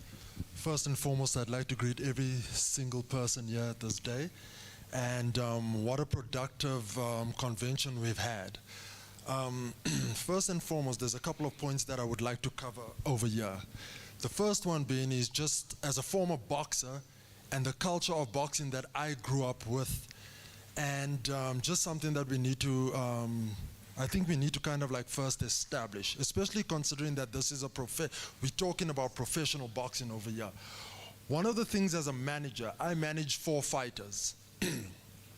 I've turned fighters away from my gym. I'm talking about a youngster that came from Ndantsani. I'm talking about a couple of youngsters that want to come up from Cape Town to come and train with me. The reason why I turned them away was not because they weren't good fighters, was that I'm very reluctant to train fighters who have full-time jobs as well. Being a professional is your job. Being a professional boxer, this is your job. You need to wake up at a certain time, run. You need to come to the gym, do strength and conditioning, go home, sleep, come back later in the day, and we do sparring, we hit the bag, we hit the pads. That is my philosophy. People do something else in their gym, that's fine with them, but not in our gymnasium. That is the reason why I have a very few fighters that I manage, and we have a trainer who trains them, okay?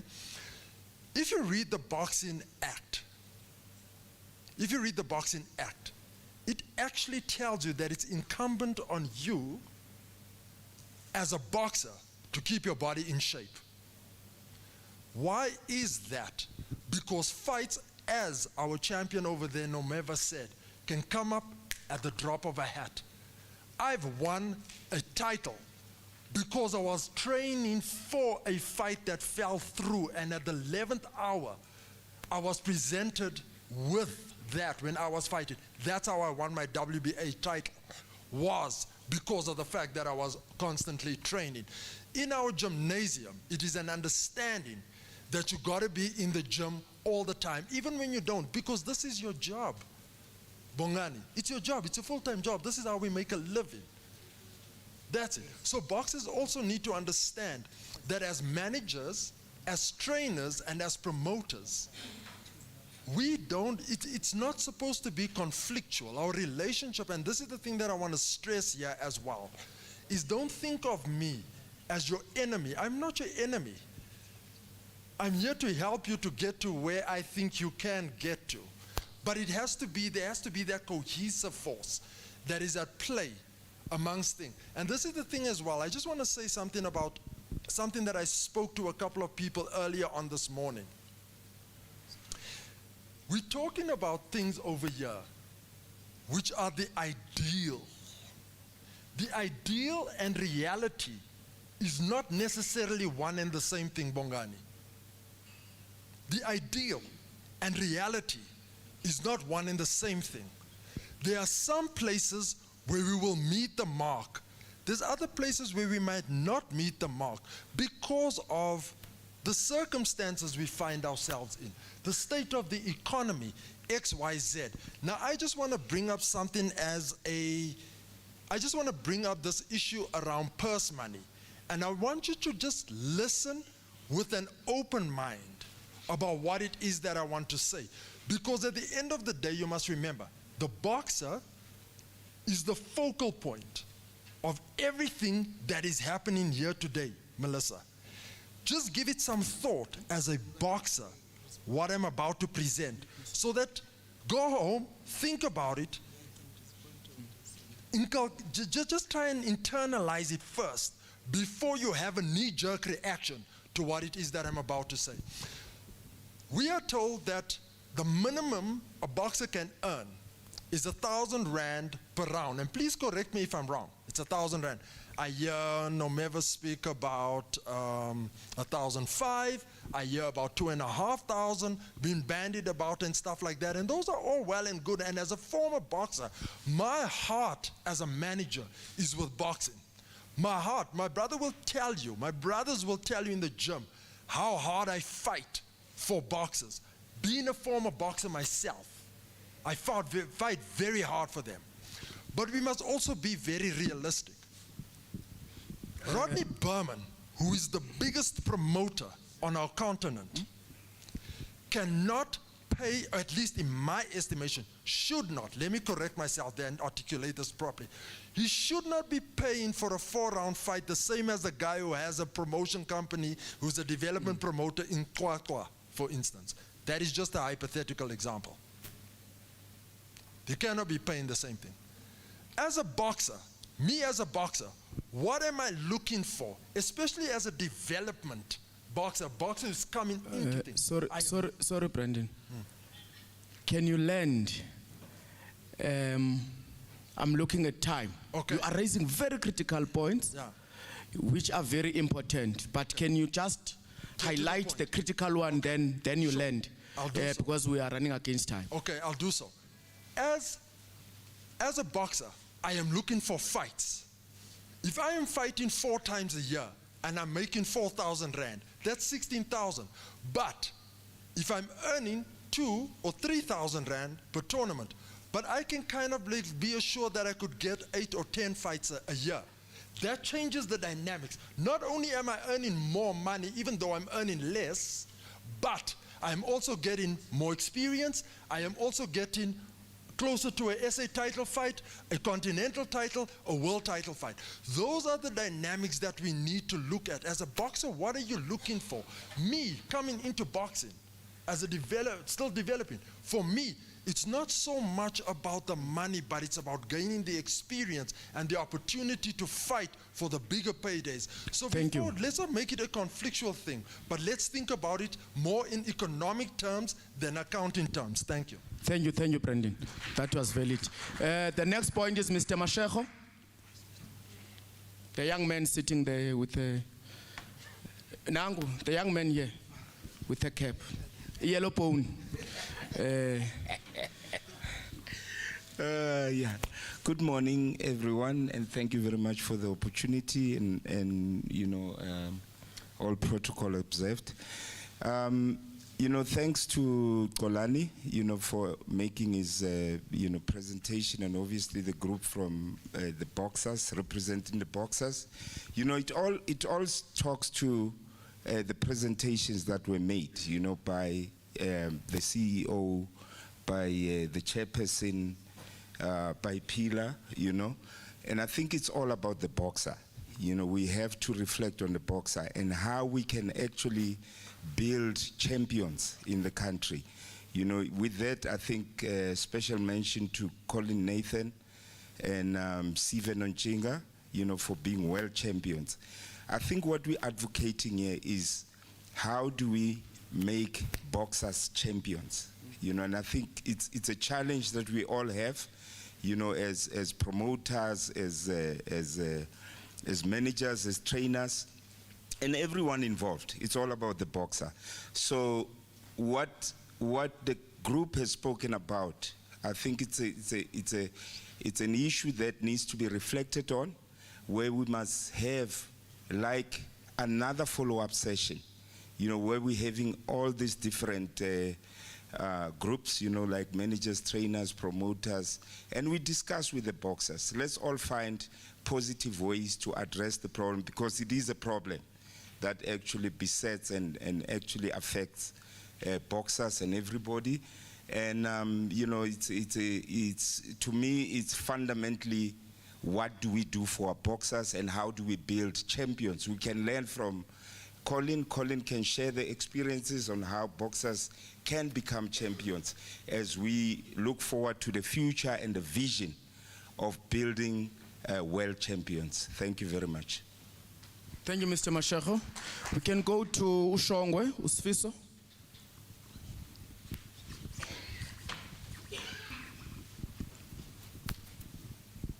Thanks, Paul. I'll just try to be brief on this point, but as it relates to promoting fights, the business of promoting fights doesn't start when you have an event. Boxers, you need to look after your brand. I think Nomeva mentioned something very important: sell yourselves. Get on platforms. You don't have to have or be the most vocal, but when you're given those opportunities, if your skills are the way that you voice yourself, use that. Be classy in the ring. Use these opportunities, because make it easy for us to promote you as promoters.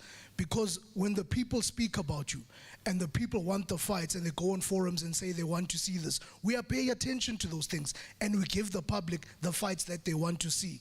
But you cannot be in a cupboard boxer, and hope to have the adulation and the love of the fans.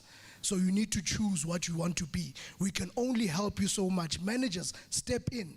Let's take the boxers for social media and training, to conduct interviews, to be brave. Some of these things, that's what it takes, guys. Be out there, be brave. You don't have to be great at everything, but do something, start somewhere. Thank you. Short and crisp. Makasela, then the last hand will be Undat. Good day to all of you guys, all protocols observed. I'm sitting here listening to all, Can you try to amplify a little bit? The speaker. I'm sitting here listening to all the speakers talking so beautifully about the boxer. It worries me because you know too well, trainers, managers, promoters, you don't love boxers.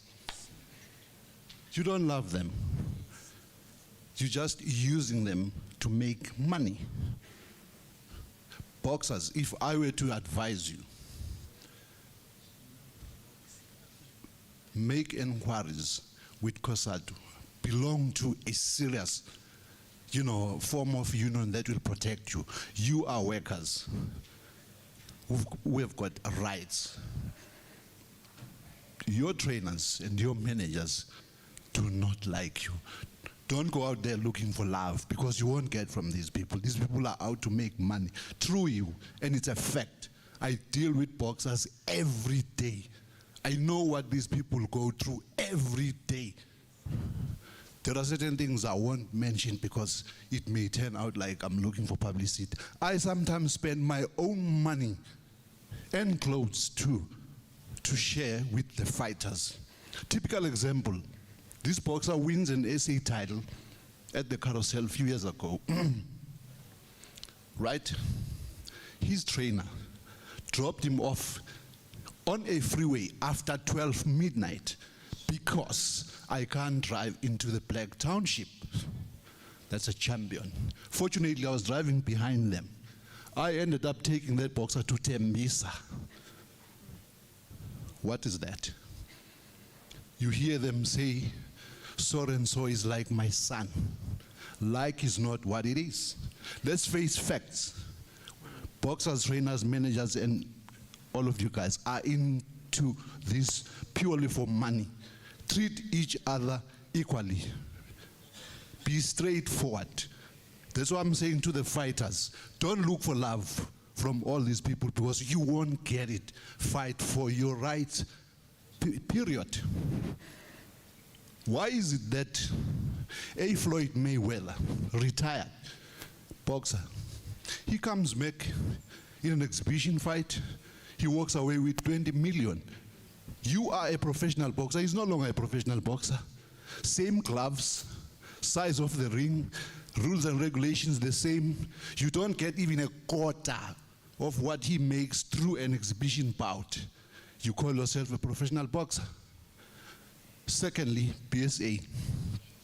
I think you've got to relook at the licensing of fighters. Why must I be licensed for the entire year when I'm not going to fight even once? Thirdly, there's a number of fighters, ex-fighters to be precise, who are struggling financially. Yet, during their heydays, a certain amount of money was deducted every time they fought, which is called a benevolent fund. When will they benefit out of that? I respect Colin McOsland. She showed love to her fighter. Gets invited to Durban. You will be flown to Durban. Your boxer will be in a bus. She said, no ways. Anyway, I'm speaking from a boxer fan perspective.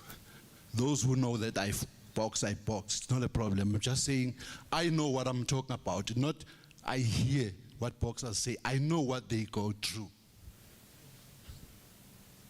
It's about time we tell each other's facts if we want to get this sport somewhere.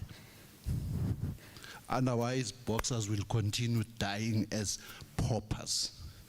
I once suggested to the authorities to relook at you know, the monetary issue. Boxers get paid, right? They then give whatever percentage to their trainers and managers before sorting out their tax issues. Why not first sort out your tax issues, then pay your trainer and manager? No, they won't like that because it reduces the amount of money.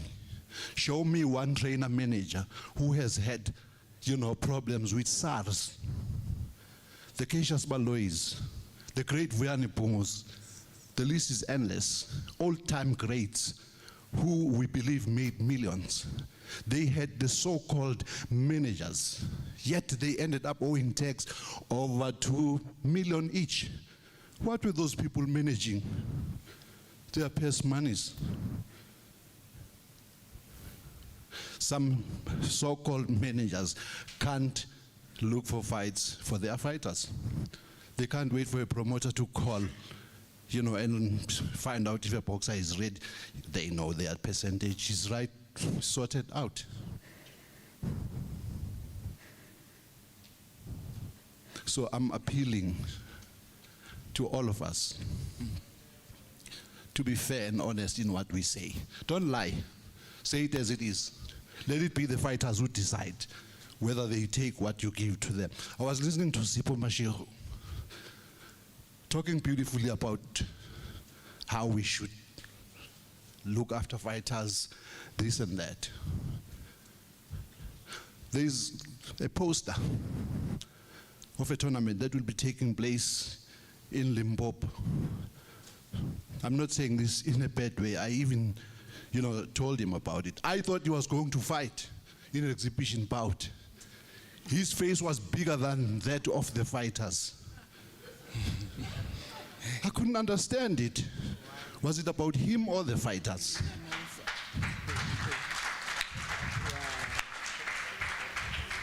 So with me, those who know me, love me for telling you the truth, hate me for lies. I thank you. Thank you. Thank you, Mr. Makasela. Colleagues, the hotel is chasing us, and these are critical issues. The welfare of the boxer at the center, and our chairperson always says that you must be champions of life, not champions only in the ring. Mr. Jack says we must produce champions of life who are boxers. So that means that even beyond boxing, you must be a champion in your life. There are a lot of critical issues that are being raised, and due to time, I've noted that hand. But for now, I will suppress it so that people can go and check out before we do a fruitless and wasteful expenditure. My acting CFO is here, and the internal audit unit is here. So I don't want to be saying that you, program director, you must pay this because of you were not straight with the participants. We will come back exactly, colleagues, at 10 past. In fact, no, 10 past is long. Let's be back at 5 past. Let's make it quick, check out, come back, so that we can start exactly at 5 past, colleagues. Thank you very much.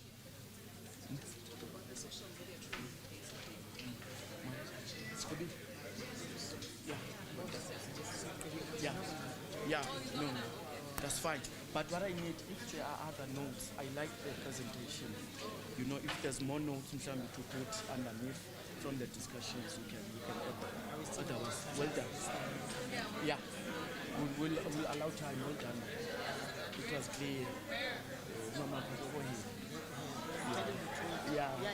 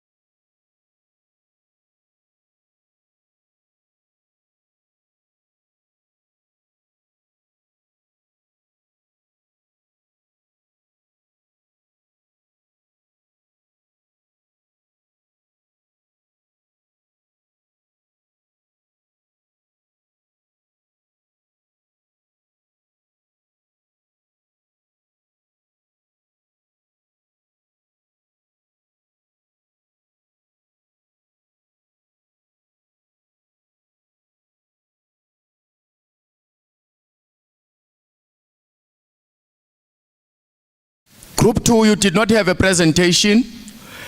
Managers and trainers, you did not follow the instruction.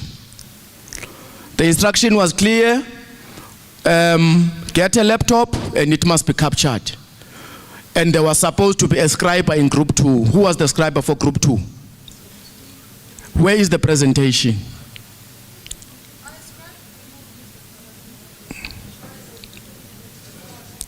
Yeah, because the instruction was that everyone must come as all other groups have done. So you owe us that to make it easy for consolidation. So Colin and your team, you need to make sure that part is properly sorted. Thank you very much. Technology is dealing with us here. Yeah? Prapet, how's your season, Dot?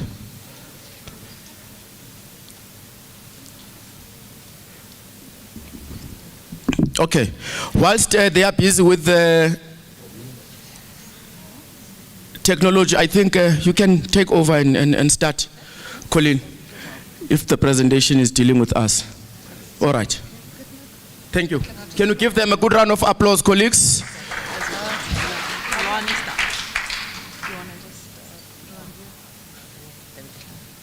Okay, that's fine.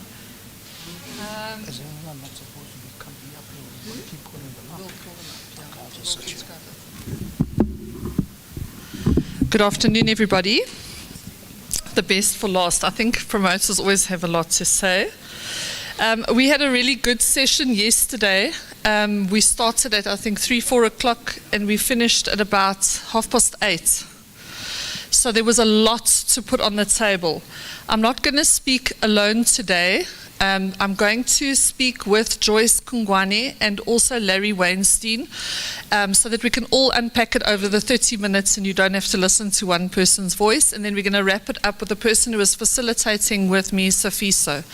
So I'm going to deep dive into it. With regards to promoters' feedback, I think when we look at grievances across the board, and there's so much that does need to be dealt with in boxing, grievances are really the fruit.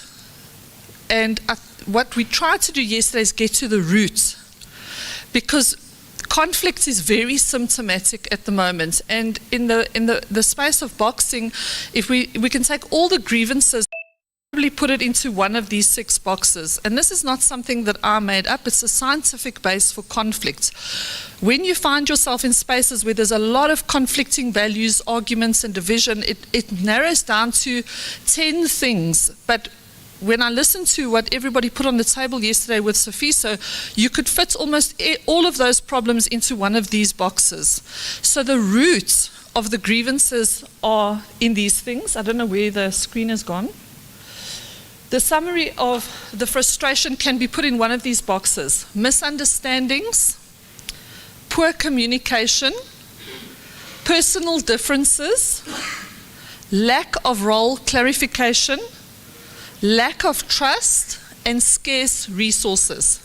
Anything that you can complain about in boxing can fit into one of those 6 boxes, scientifically, not guessing.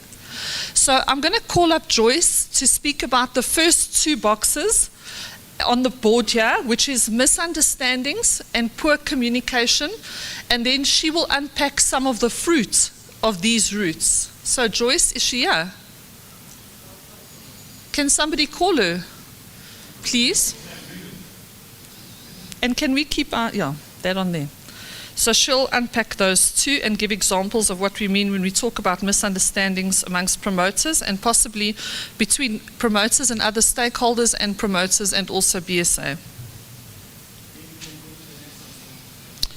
Okay, no problem.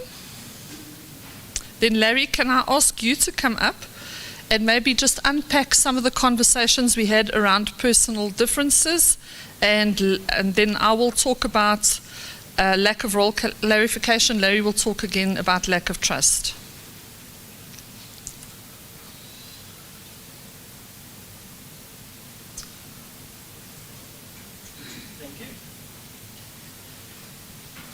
Thanks, guys. Thank you very much.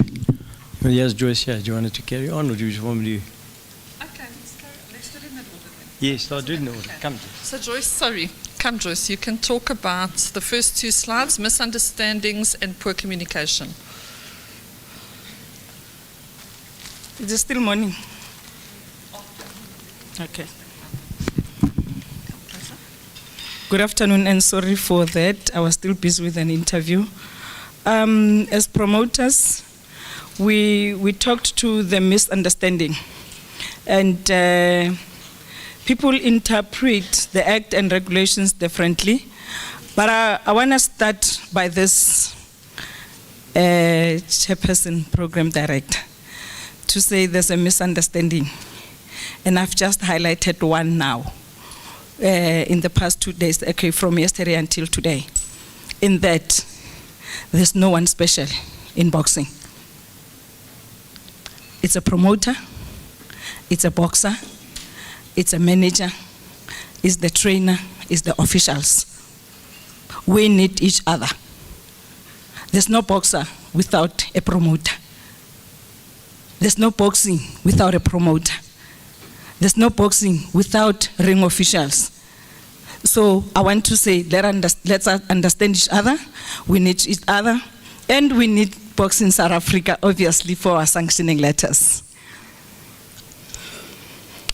The biggest challenge in understanding the Act versus the regulations also. As promoters, we're finding it difficult, especially when it comes to payment of the passes for the boxers. You know, you hear the 14 days, and you hear the day on or before the weigh-in. So it's one thing that we've been raising, and we would want to see that being outlined in the correct manner. But we've also have got a proposal to say we've got a challenge, especially when it comes to payment of the 10% from the sponsorships, the 5% or the 10% also from the broadcaster that the promoter has to pay. You know, it's interesting. I've been hearing people putting figures, and I was taken aback to collective bargaining my other life. The officials were demanding 3,000, 2,000, and 1,000. And now it's the boxers demanding 3,000, 2,000, and 1,000. And all these things are going to the promoter. Maybe we need to outline this to say, as a promoter, even if you get R1 million rent from government, for instance, it's not like a promoter will pay the boxers and the rest of the money goes to the promoter's money. I heard once somebody saying, we don't love the boxers. We love them. That's why we're making them to fight and them to earn a salary or money for them to take care of their families. The challenge for us as promoters is you'll receive $1 million. You are VAT registered because you are a business person. SARS wants 15% already out of the 1 million. And when government gives you, for instance, the funding, they don't include the VAT. So you have to sort out the VAT yourself as a promoter out of that $1 million. Then you've got BSA waiting for 500, plus minus 500 that you're going to spend for the tournament. That is for the boxers' passes, as well as the officials' passes, and everything that has to do with boxing. You have not paid for other logistics that go with the fight. There's traveling, there's accommodation, there's catering. At times, we've got flights. You know, some of us, not all of us, are doing development. So you have to incur all those costs. At the end of the day, when people look at you, they hear that you got a funding of R1 million. And bear in mind, BSA is waiting for the 10%. So at the end of the day, what are you left with as a promoter? So we don't want to stand here and cry and say, all those things. But we want to suggest today to say, let us look into the new model that will make life easy for us, or better actually, as promoters, to say, BSA, I know this is long outstanding, the issue of talking to the Act and making changes to it. I mean, the Act that is functioning today, or that is guiding us today, I don't know when was it put into place in Tate Soto. Maybe you can remind me. But definitely, I was not in boxing. I think I was not even at school. So it can't be that we continue with something that worked 30 years ago or 40 years ago. I mean, times are changing. We need to look into what works for us today. So that is the proposal that we would want to put. And it's something that we talked to 2 years or 3 years ago, but it's being talk and talk and talk, no implementation. Sherin, you talked of pressing of the button. I think there's so many buttons that need to be pressed. And for us, this is key. Let's prioritize the inputs or the changes that go to the Act, especially when it comes to the sanctioning model. Mr. Gilberto, the other one that you know is very close to my heart, the issue of amnesty. Most of promoters cannot hold tournaments today because they all box in South Africa. And it's precisely because of that sanctioning model that is not working for us. And we want to plead, I know last year, May, it's a year now that we talked to this matter, that can we look into a way that can say, how then do we help promoters into taking away the debt that came out of this sanctioning fee or the affidavit that were disclosed by the promoters. We also have a problem with poor communication. Our biggest challenge, I think I raised it also yesterday, to say there's a change in the website. You know, previously it was a bit better. Yes, it was not best, but it was better because you knew that you would get information from the website. But as it is right now, there's absolutely nothing. Poor communication. As a promoter, you put in an application 30 days before the fight. You wait and wait for the sanctioning letter. It doesn't come. In the week of the tournament, you get told that the boxer is not licensed. I mean, in a week, where do you get an opponent or a replacement? So we are pleading with BSA to say, let us improve on our communication. Or handling of the staff that's not empowered to give, okay.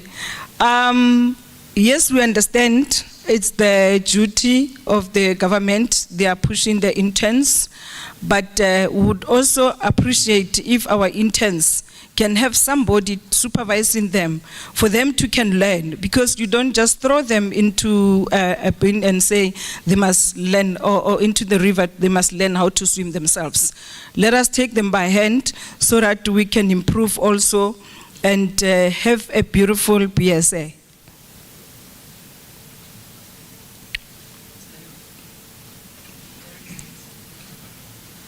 Okay. Thank you, Joyce. Larry, if you can just join me for the next slide.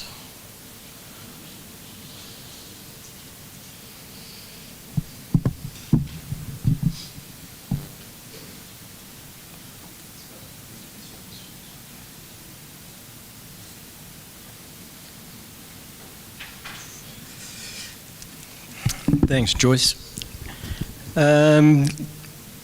A lot has been done and said, and I just want to, at the outset, and we're talking about the promoters, just want to mention about the success and what we've done here this 2 days. I think it's been absolutely enlightening and informative. There's a lot of stuff, new people, well, I didn't know, and it's coming out.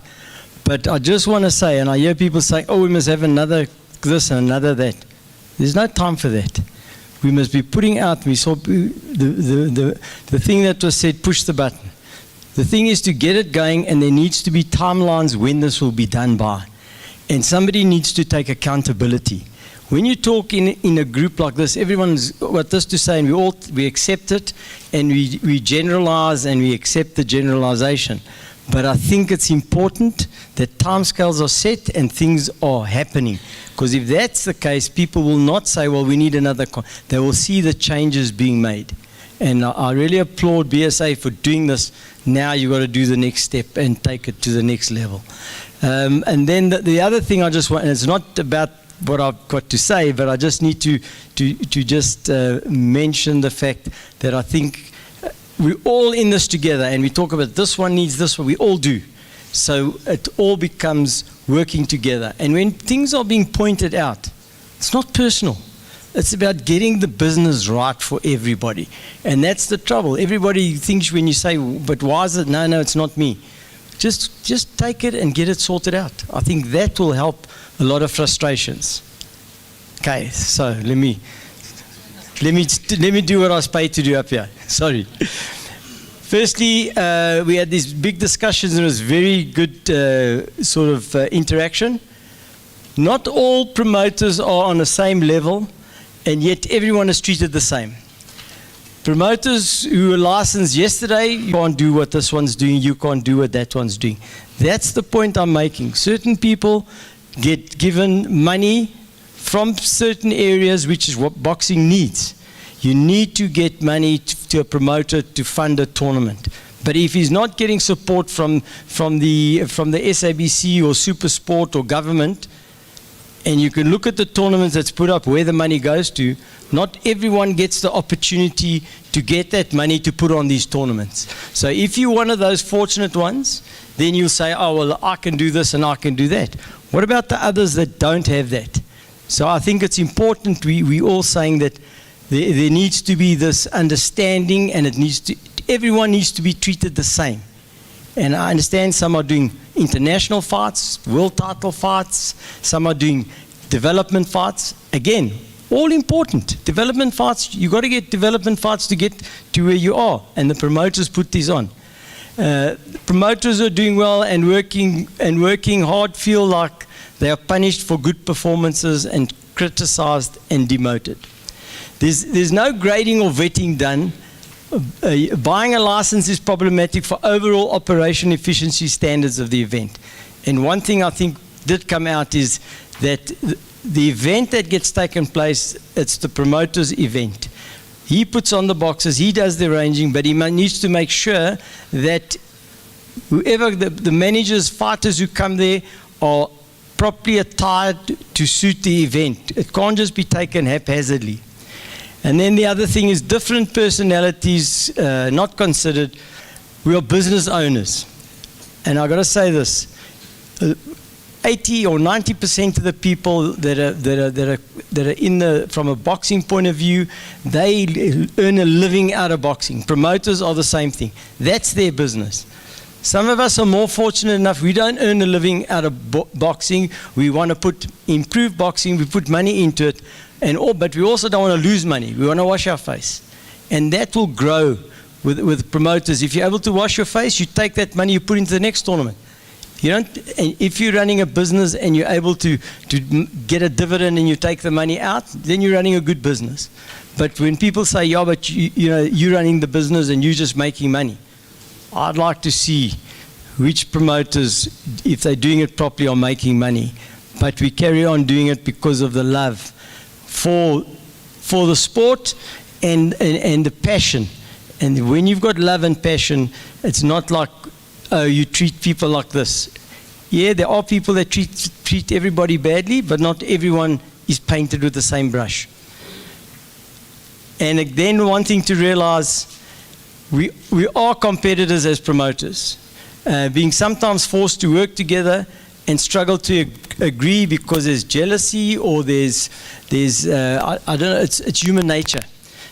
I think we've got to be a lot more passionate and compassionate, where if you can help somebody, help them. Even if it's not your tournament and they need help them. And I'm not saying put money in, but help them in other ways. Help them to make their tournaments better if you have that expertise, or you can advise them or help them. Your next slide, then you can. Okay.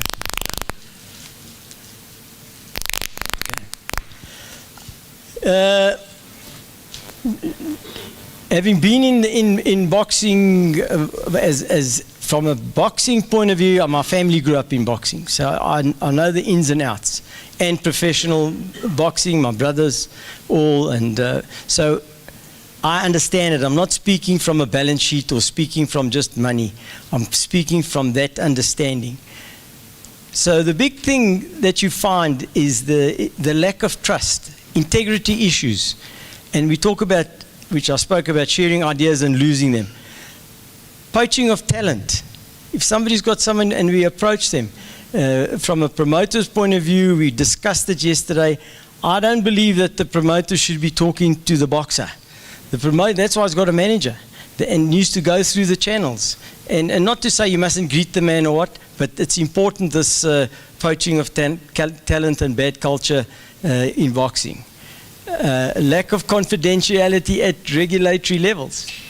I just think in anything, and I come from a background, I haven't got time to tell you, but the one thing that I can relate to boxing, which a lot of people might know or not know, there's 2 sports in South Africa that is governed by the Act. Boxing and horse racing. And I ran horse racing for 13, 14 years. So I know all about the Act. When people say, oh, but the Act, and I understand it. I understand what we have to do. And we had to answer to government and go to Parliament. I did all of that. And funny to say, I got out of racing because of certain things with the people. But boxing, I understand. They got the same issues. They can't just do what they want to do. But I think what was mentioned is looking at the Act. There's nothing to say you can't look at it and change things or put it forward to be changed. Overall, the reputation of different stakeholders, that's where jealousy comes into it. And when people say, but we do this and we do that, and you know, our tournaments are this, it's because they are fortunate enough to do what they do, and they're at a level where they can. You don't want to exclude other people that are coming in and wanting to get into this business and demotivate them to get out of it, because you need, some people aren't going to be here for all their lives, so you need new people coming in, and with the times we have to change. Policy documentation undermine or contradict the law. I think a lot's been said about that, and we discussed it in our forum. And this, again, I'm not tainting everybody the same brush. Favoritism, bending the rules for some and not the others. All I think is important. Everyone must be treated the same. Even though you're doing certain things, but if you abide by this and you don't stick to that rule, you must be treated the same as if somebody who doesn't. You must all be on the same level. Not some people, because of who they connected with, they get it. And I'm not for one saying it's jealousy. It's facts. And it affects a lot of people. As a lot of people, and the feelings that promoters work for BSA, not for themselves. I think that comes with work cohesion and understanding, which this today and yesterday actually helps put that to bed and makes us understand a lot better. But it still doesn't mean that they have to have that attitude. But we will tell you when and how, and we need to work together. That's what it's about.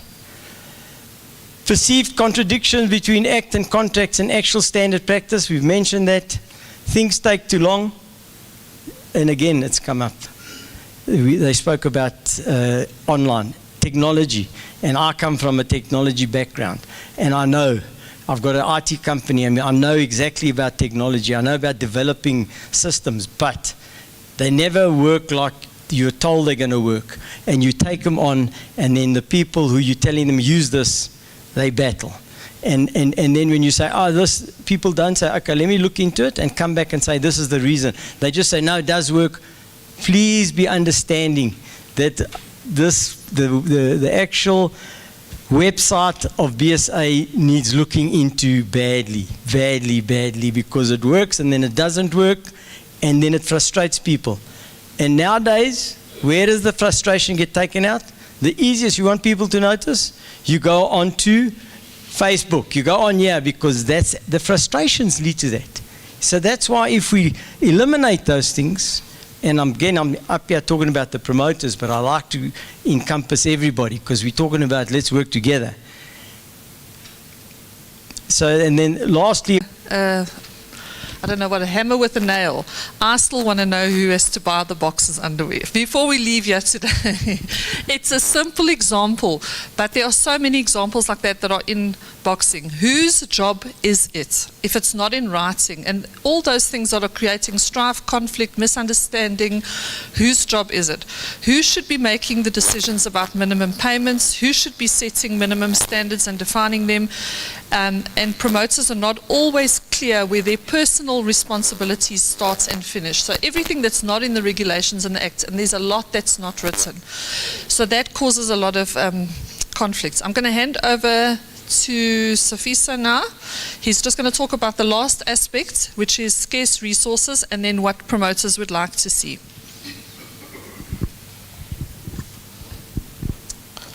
Hi everyone. As we're pressed for time, I'll be a bit brief on this. There's a diminishing reputation of boxing, which makes it very hard to secure corporate funding. I think as a collective, we're not pointing fingers at everyone, but as boxing, we need to clean up our act. We need to ensure that we're putting on the kind of advert for boxing that corporate South Africa wants to partner with us. And it's going to take all of us. It's not one individual thing that needs to be fixed. And we need to find those laws, whether it be the Act, whether it be the regulations. What doesn't work, we need to sit down, unmake it, and remake it. So we can shape these things to ensure that we're getting these funds from other sources and not always relying on various limited sources of funding.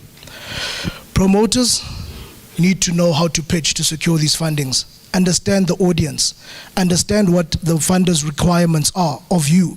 Understand when they say put in a proposal, what needs to be in that proposal. Because most of the time you find there's complaints that you did not receive something, but honestly ask yourself, did you answer the brief? Did you understand what the requirements were? And sometimes we need to be honest with these things.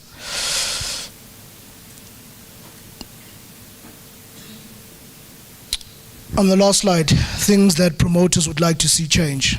Better communication. Communication, I think, came up a lot as it relates to communication with promoters and Boxing South Africa, and in terms of sanction letters. So when the website is down, I think maybe annually when the new licensees come on board, let's look at welcome packs. So if a promoter or boxer licenses, a boxer must be given a communication pack with the key numbers that they might require on email. This they can refer to offline in case the website is not working. This is just a suggestion to make sure that the new licensees have a resource that was sent to them that they can access, so they know who they can speak to. And promoters and stakeholders escalate, send emails. At the beginning, communication begins with you. If you're not winning, send an email, refer to those emails, and move up the chain. So take part and take responsibility for improving that communication aspect.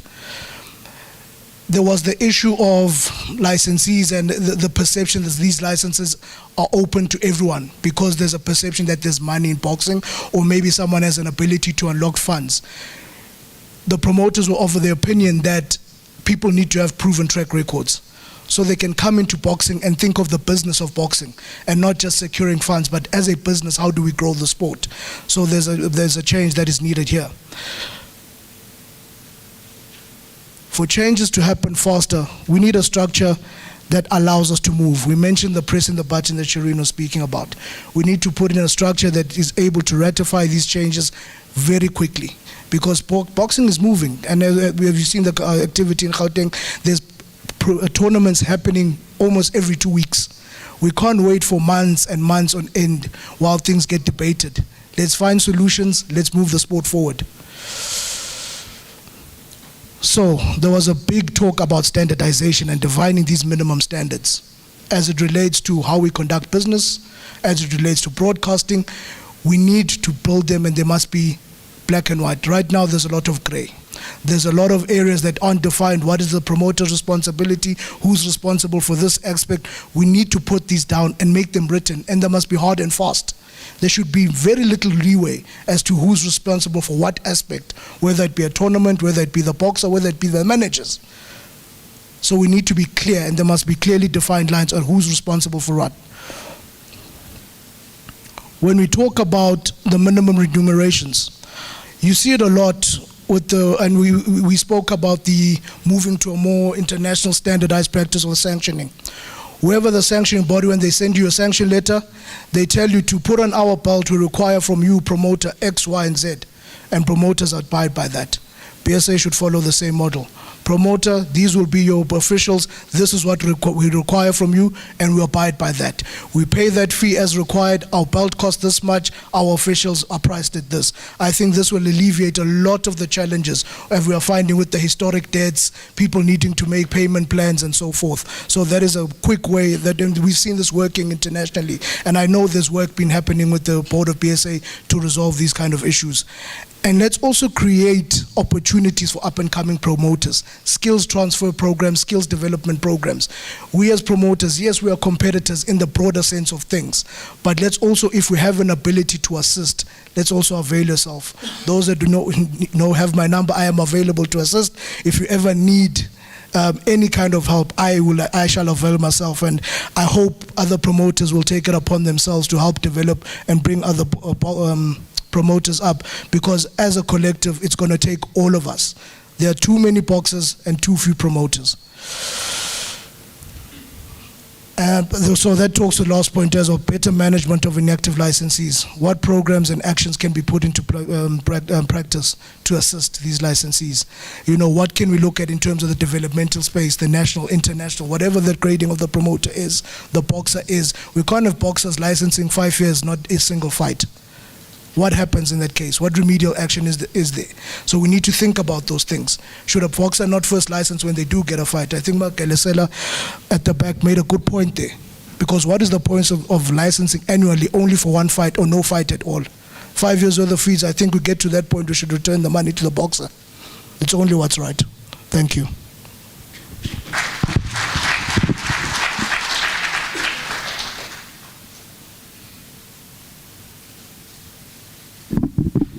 Jobe, are you ready that side? Okay. We will be wrapping up the session now whilst the CEO is preparing the last route. We're just going to take 2 hands, no preamble, on point, then we close this one. Colin, Nomeva, then the CEO will come to the podium.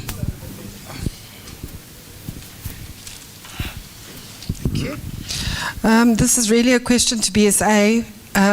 Postponed tournaments that then become cancelled tournaments. My question is, what, or should I rather say, is there any disciplinary measures taken against that promoter? And, you know, when it comes to the 10% main bout and supporting bout, I think that needs to be re-looked at, because what about the other bouts on that bill? They should also be refunded somehow. Thank you. And the second thing is, I just want to find out from the promoters, when it comes to a foreign boxer, who is responsible for their medicals? Because some, like ESPN, they pay all the costs for that boxer going for medicals, but other promoters then say it's the boxer's responsibility. My understanding is it's the promoter's responsibility. Thank you.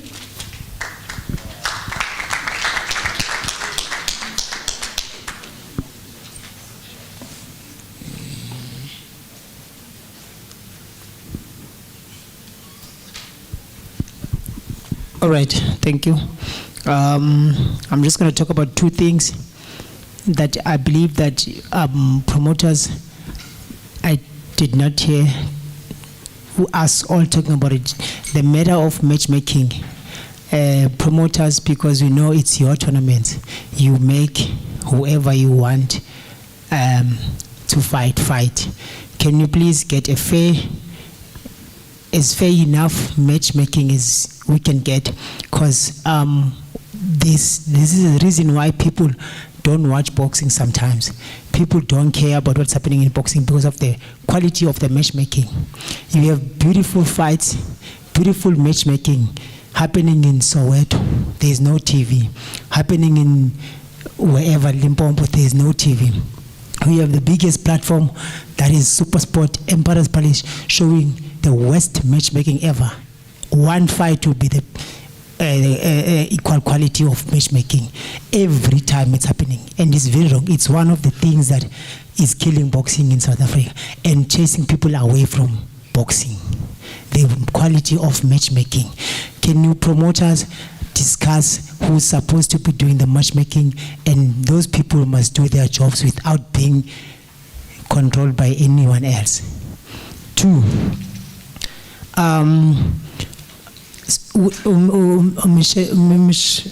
forgot the name. She was talking about who's supposed to be buying bikinis, underwears for boxers.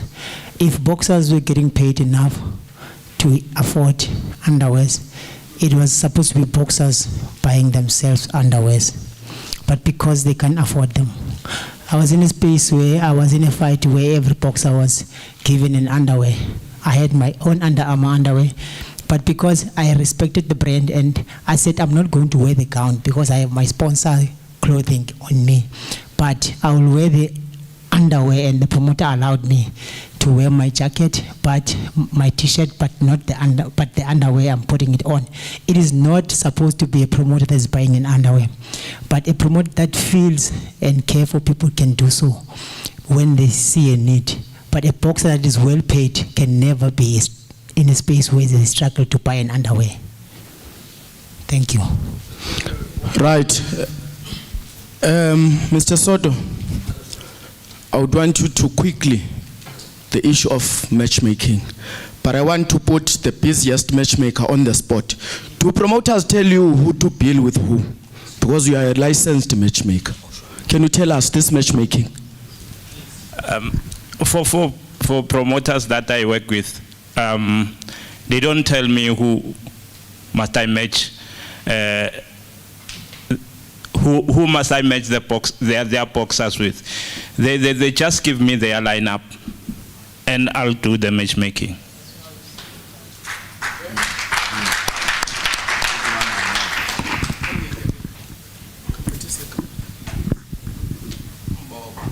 I wanted to clarify that because it's a sore point, Mr. Soto. Quickly. We fought with ESPN, Sfiso. I'm not going to mention this fight. Twice, where the sanctioning committee was saying no. Uncle Jeff. Some boxers come from abroad or in other African countries. 9 fights, 9 KOs. But come here in South Africa, 2 rounds, the boxer is gone. And the chairperson is saying that we don't just look at the record. We also look at who are the opponents. You know, so it's a very thorny issue, this one. But Mr. Soto, can you just quickly, on this one of matchmaking? No, thank you very much. Indeed, this is a thorny issue. As AB is indicating, this is the work of the matchmaker. When it comes to the sanctioning committee, we are reluctant to change what the promoter is presenting to us, unless we find that the situation is really bad. In that you find in some instances a boxer who is coming from a fight wherein he defeated a boxer with 2 fights, 1 loss, 1 win, that person fighting for an international title. So we have even taken a decision lately, that of disagreeing with the international body that is sanctioning the tournament. But it's not a matter that we take lightly. If all things were equal, we would go by what the sanctioning body internationally has approved. But sometimes, as you are making one example, wherein we differed because of the quality. Remember, this is not just the quality of the opposition, but more than the quality of the opposition, life is at stake. A person can die in the ring. So we would appreciate if the matchmakers can take due regard, the promoters can take due regard, so that when it comes to the sanctioning committee, we simply endorse it. More often than not, we endorse it. But what Nomeva is saying is true. And in reality, boxing is business. And these titles mean something to the people who own them. And as a result, nobody would want to lose his title to an opposition that will take that title away. So that's why you find that sometimes the quality of the opposition that is given to the champion is done such that the champion wins, so that a given stable remains with that title. You know, when I was at metric at standard, what was it? Standard 9. We did a competition on language, and the debate was about the root of money is the root of all evil. So the money aspect is involved in this problem, because you don't want to lose the title, you end up compromising the quality of the tournament, and as you compromise the quality of the tournament, you risk the life of the opposition boxer. But we're doing our best in the sanctioning committee in order to ensure that standards are met. Thank you very much. Thank you, Mr. Soto. All right. Thank you, colleagues. Job, it's your turn. The questions have been...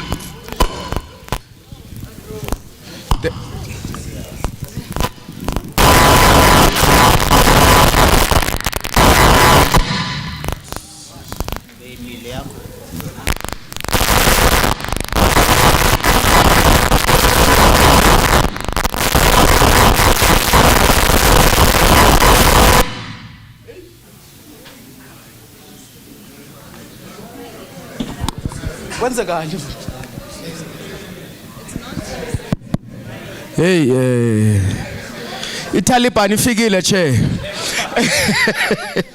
The Taliban has arrived. We need to be ready. Thank you very much, Mr. Soto. The other questions have been noted. Some will be responded during the wrapping up of the CO. And we are going to a close now. And the chairperson is also ready that side to do the closing remarks. Over to you, Jobe. Let's give him a good round of applause. Thank you so much, colleagues. And thank you so much for the input that we have received so far. I think let's go straight to the point. We're going to start here. The way forward for resolutions that were taken here. For instance, there's a team that has been making notes about all of our discussions and the input that you have provided. And we're going to assess, maybe by Monday next week, we're going to get a report that consolidates all input. Then from that report, you're going to assess the one that should be implemented in partnership with the Gauteng Provincial Department. And that input will be incorporated in the MOU that we'll sign with this department. And that should be done before the end of this year. Hence the target here is 2022-2023 financial year. For instance, if the KZN said we can sign an MOU with them before end of October, because they know the issues, they are just waiting for the input that will come from the KZN Boxing Convention. So that's a scenario that we have. So here, we're expecting that by the end of October again, the Gauteng department is on board in terms of signing an MOU with BSA, especially with the resolutions that are that can be done by BSA together with Gauteng Provincial Department. But some resolutions that were discussed, or the input that was provided, will be taken to the national convention because it has to be applied at a national level. Issues like sanctioning model, that has to be discussed at a national level, and many other issues that were raised. But there are other issues that were raised by colleagues, issues of website, those will not be implemented soon, just a matter of updating, because I said when we were migrating to the new website from the office, we were being guided by an official who got sick, and then some of the communication was not done properly on that one. So those things will be quickly implemented as soon as possible. But that's the way forward. Some resolutions based on the reports that were received will go to a national convention March 2023, where all provinces will be represented. Then there are ones that can be implemented now this year. We're then going to advise on those in the next coming weeks. Then I think I felt that it's important that we update you on stakeholder management. And this is what is currently happening. It's not the planning, or we are visualizing, or we are dreaming. These are the things that are currently ongoing engagements. We've got 9 provincial departments that we are engaging in terms of supporting boxing, promoting boxing, sponsoring. We've got municipalities that we are engaging. We've got sitters in terms of qualifications. We've got broadcasting, you've got your SAPC, you've got your SuperSport. And these things have already started. We've got business chambers. For instance, last week, the chairperson is here. We had one businessman who said, give me the number of female boxers here in case that in the Teguni district, I want to support them with everything that they need, whether Sanabo, BSA, and I'm sure November we'll be donating something through him. So already there are provincial business chambers that are being engaged to get involved in boxing. You've got the hospitality industry. There are some promoters who have managed to make deals with some hotels, and we are capitalizing on that in different provinces.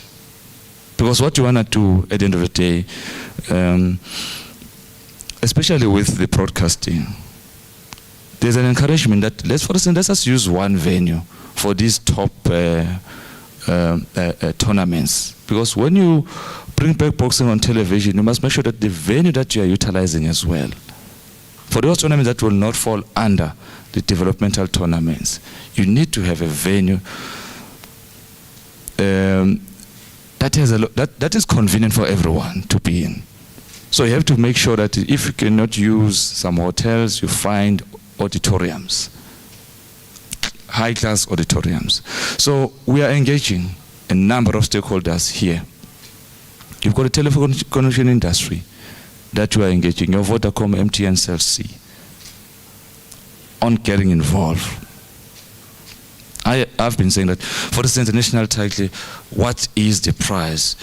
If you win a belt, national title, there should be a prize for that title. So we are currently speaking to this, engaging these guys. And I said I'm not going to specify that currently we are talking to this. I'm just giving you examples.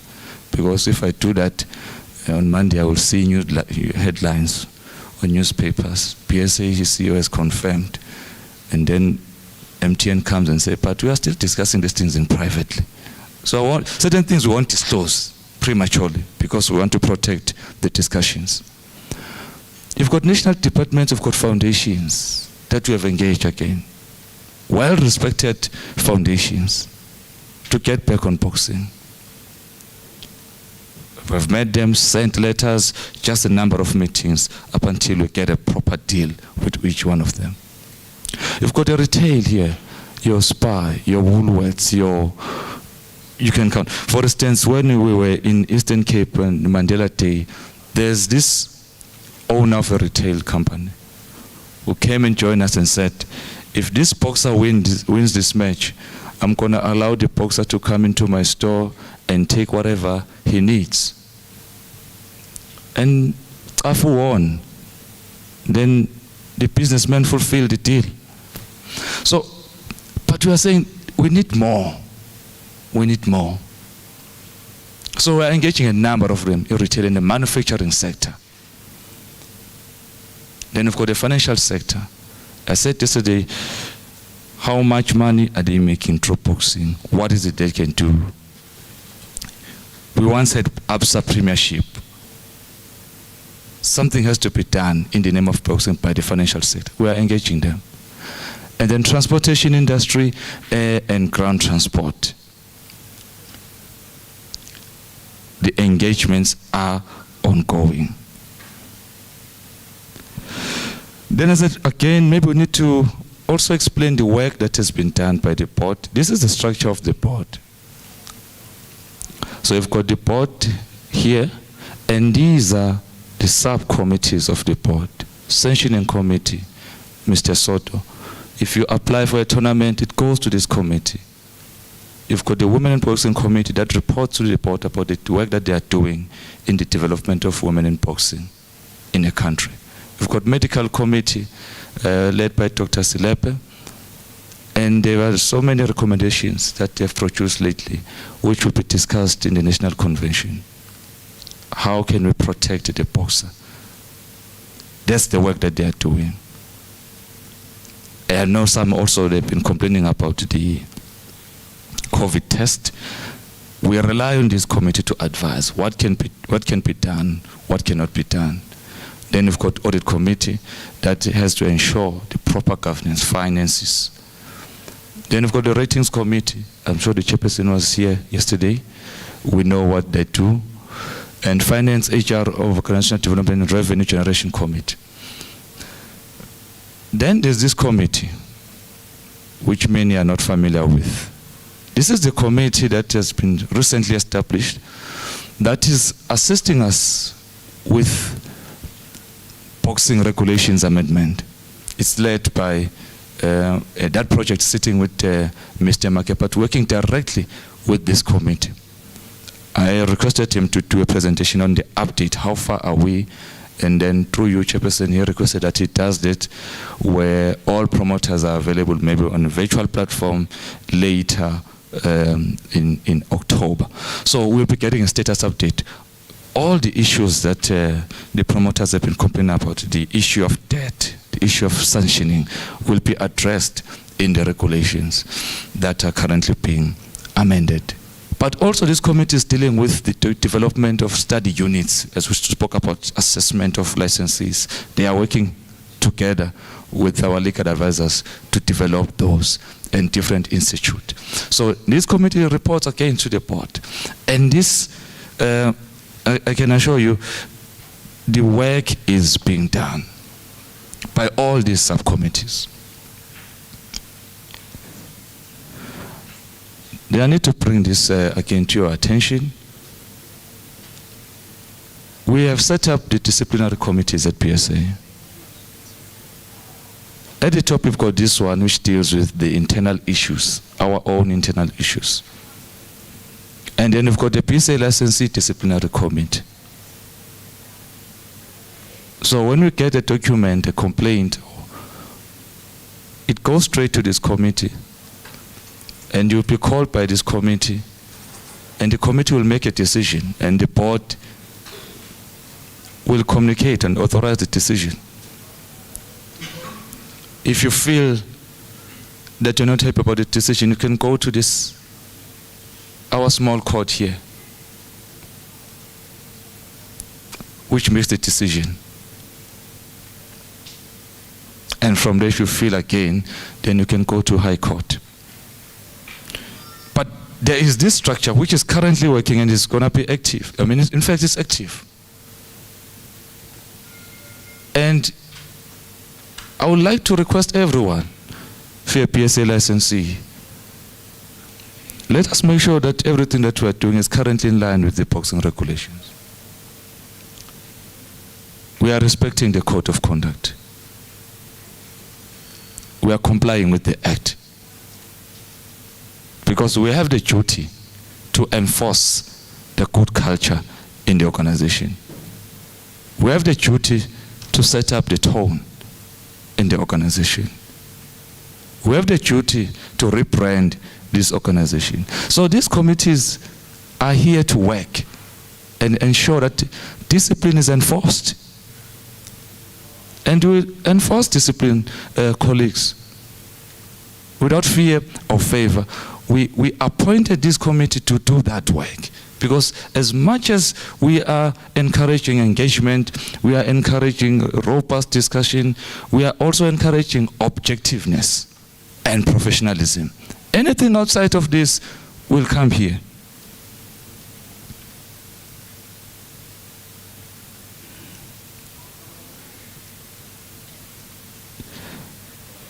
For instance, when we give you a letter signed by the board, chairperson of the board, that a letter which says sit down as a licensee, sit down for a particular period of time, sit down. You can't then do your own thing and decide to ignore that letter. Because that letter is legally binding. The letter says sit down. For a while, sit down. You can't do, and there are terms and conditions. So we'll be very hard on those. I know that one is becoming unpopular. It's okay, but we have to fix the organization. We have to fix this organization. So there's work that is being done, colleagues. We are walking the talk. So look out for more information. As I said, we'll be uploading this information on our website, but also we will be releasing the newsletter of PSA before end of September or early in October, which will include the remarks by the chairperson, remarks by the CEO, the work from the Department Director of Operations, but also communicate the board resolutions and the progress that we are doing at PSA.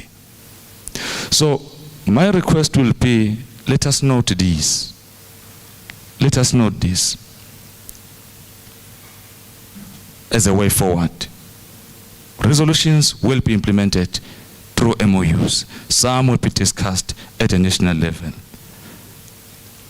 There are stakeholders that are currently being engaged. I told yesterday that at Mlalazi in KZN, we are currently working on a project called Tap Tap Makatini Gym. So all the infrastructure, we have gone out to municipalities and said, please get involved. In a few weeks ago, we were in Herigwala. They've committed that they will do something about the infrastructure of gyms in KZN, but under the Herigwala district. We are coming to Gauteng. We've already started with also in Eastern Cape, some Buffalo City municipalities. The work is being done, but we cannot disclose everything. And you've got work which is being done by these committees. And lastly, if we see that things are getting out of order, we're going to enforce discipline. Thank you so much, for providing input. We are here to serve everyone. We are here to serve also the interest of all those who want to see boxing going back to its former days of glory. Siyabonga.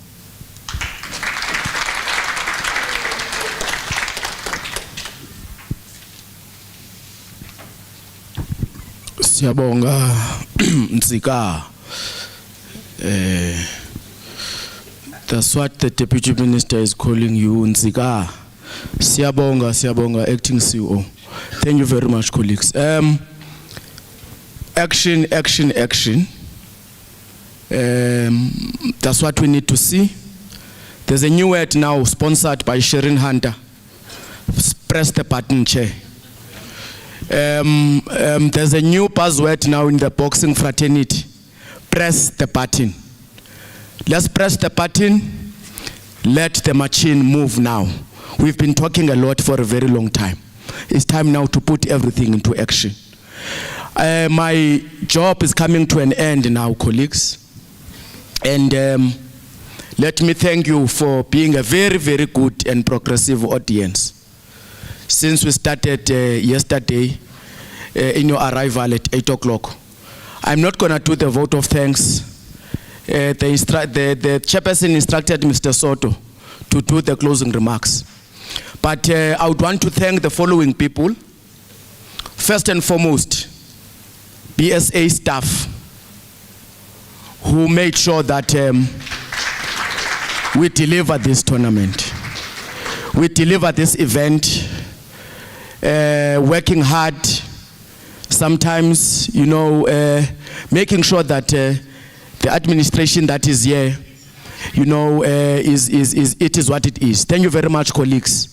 Ausimaji, Zwai, Mne, Lebu the boy, Lebu the girl. We've got 2 labels there in the office.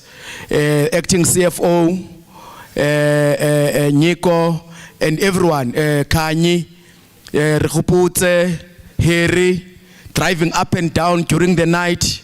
That must be appreciated, colleagues. Can we also just again give them a very good round of applause? We are thin there, Uncle Jeff. We are thin. So we do everything. We are trying. Servicing 1,017 licenses in the country. Being a staff of less than 15. We are trying. I want to thank Sispila Muvevi from the department. Since we started with the project early on, project meetings with Mputseng. Thank you very much, colleagues from the department. We are working very well, and they need to also get a very good round of applause. Let me thank our facilitators. When we called them to come on board, they didn't say no. They made sure that we deliver what was delivered. You could see, colleagues, yesterday, almost all the commissions, they went over 7 o'clock. That was a cut-off time. It means that there was appetite to debate. So, Sherin Hunter, Sfiso Shongwe, Olisani Ndongeni, Tabos Pampol, the advocate, Muledi, who am I leaving behind? And everyone who made sure, Colin, Mark Osland, and many others who made input there, colleagues. That is highly appreciated. And to me, it gave me a view that says that you want to see this work. I will repeat, if we don't work together, colleagues, it will not move. My office is open, communication. I'm open on WhatsApp, but please, let's not complain always. Let's come up with positive and proper contributions to take us forward. Thank you very much to the licensees who made this possible. To the media team, led by Ulerato and Uprapet, you made it possible. We were live yesterday, Chair, and I've been told that it was busy, people responding. So thank you very much, colleagues. And we are looking forward to the final delivery of the product, because this is a product that the department must evaluate us on. We are committing here, and these commitments are not just a matter of you know, us wasting our time here. People have left their businesses to come and sit here. So that product that you'll be producing there, the interviews that you've been doing are very important for us so that we can do re-evaluation. Thank you. Can you also clap for them? And our beautiful ladies here. Colleen and Sherin, I will always come to you. You see, there's no transformation here. Why, where are the males that are sitting in this? So we must also look at that. It must be twisted around. It's only females sitting here, and I'm complaining as a man. As part of transformation, we need more men also to be there. So it must be balanced. Thank you very much, colleagues. We're looking forward to those proper reports. And making sure that, all the work that is being done here does not go to waste, because these licenses will come back to us and ask us, where are the resolutions of the convention? Last but not least, let me thank myself for making sure that the proceedings of the day continue. Over to you, Mr. Soto, to do the closing remarks. Thank you. Umtangandonga. Thank you, Chair. I'm doing a second vote of thanks. You must have seen the Director of Operations doing the vote of thanks. I will be brief, colleagues. I've been requested by the chairperson to do a vote of thanks on his behalf, and I truly appreciate him giving me that instruction to do that task in his presence. It means he trusts me. Thank you very much, Chair. There are a number of organizations that have helped us to make this event the success that it is, and we thank them greatly. DISAC, Department of Sports, Arts and Culture, in particular Mr. Ncube Umzilangata, kawuphakame mfana kithi ume ngenyawo bakubethela izandla kuloo ndawo kuyo. He's not here. Oh, Zilangata. We always work very closely with the Department of Sport, Arts and Culture, and Mr. Ncube from the side of the department always leads from the front, and we truly appreciate the support that we get all the time from the Department of Sport, Arts and Culture. A friend of mine, Kondisa Ngwenya, in the then National Sports Council, used to say, Mzilangata, when I do good, tell my principals. When I do bad, tell me. So I am sure that the chairperson will tell the minister on how good you are working with us. Thank you very much.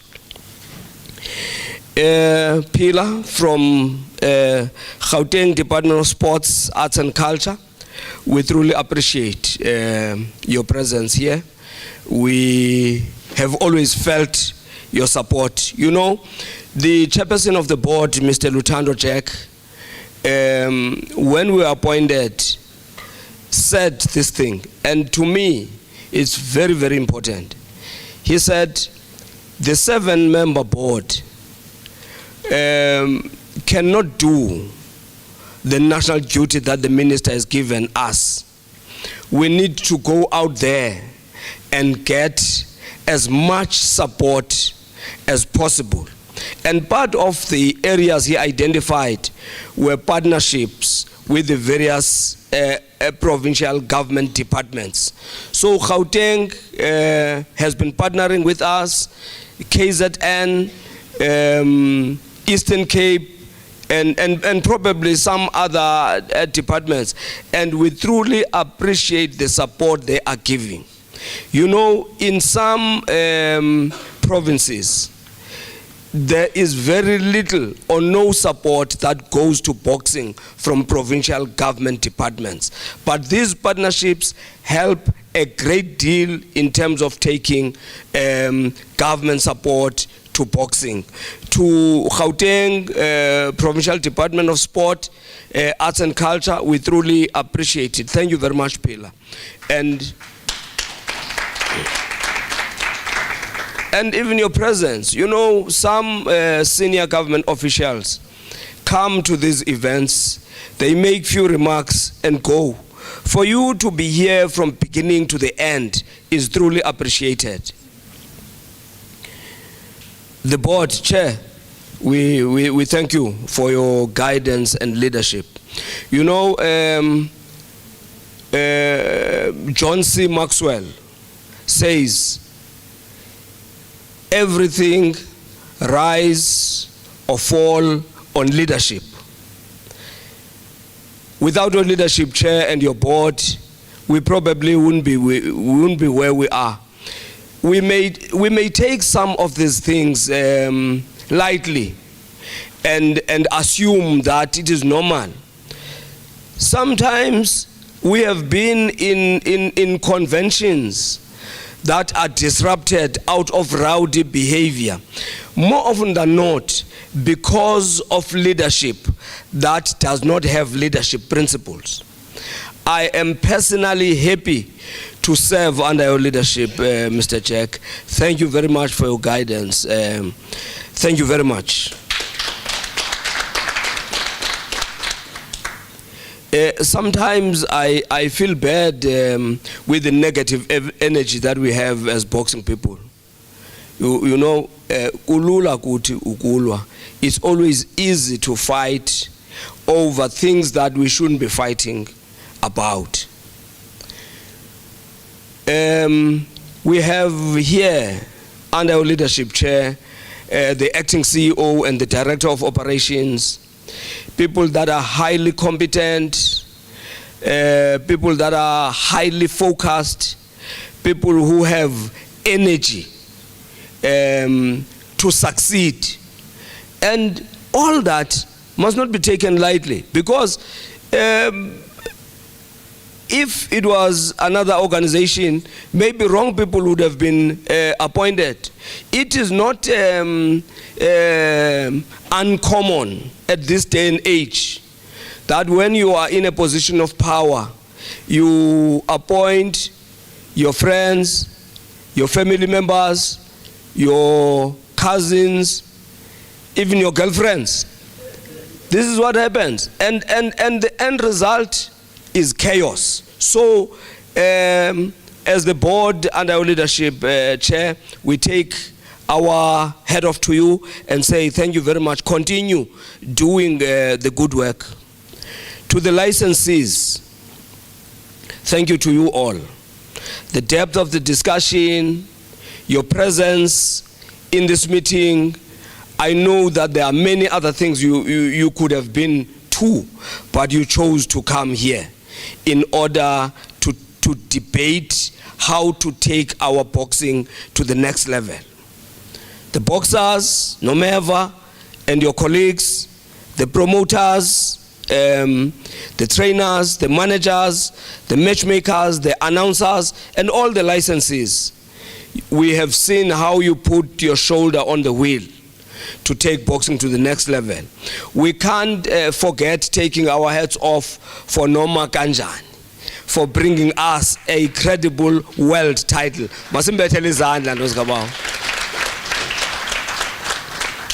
That's Colin Nathan, for those who do not know. Sanabo, Mr. Mkwalo, there is no other board of Boxing South Africa that has closed the ranks with Sanabo like it did. At Sanabo level, it happened during your time. At Boxing South Africa level, it happened during Mr. Lutando Jack's time. And we appreciate you every minute.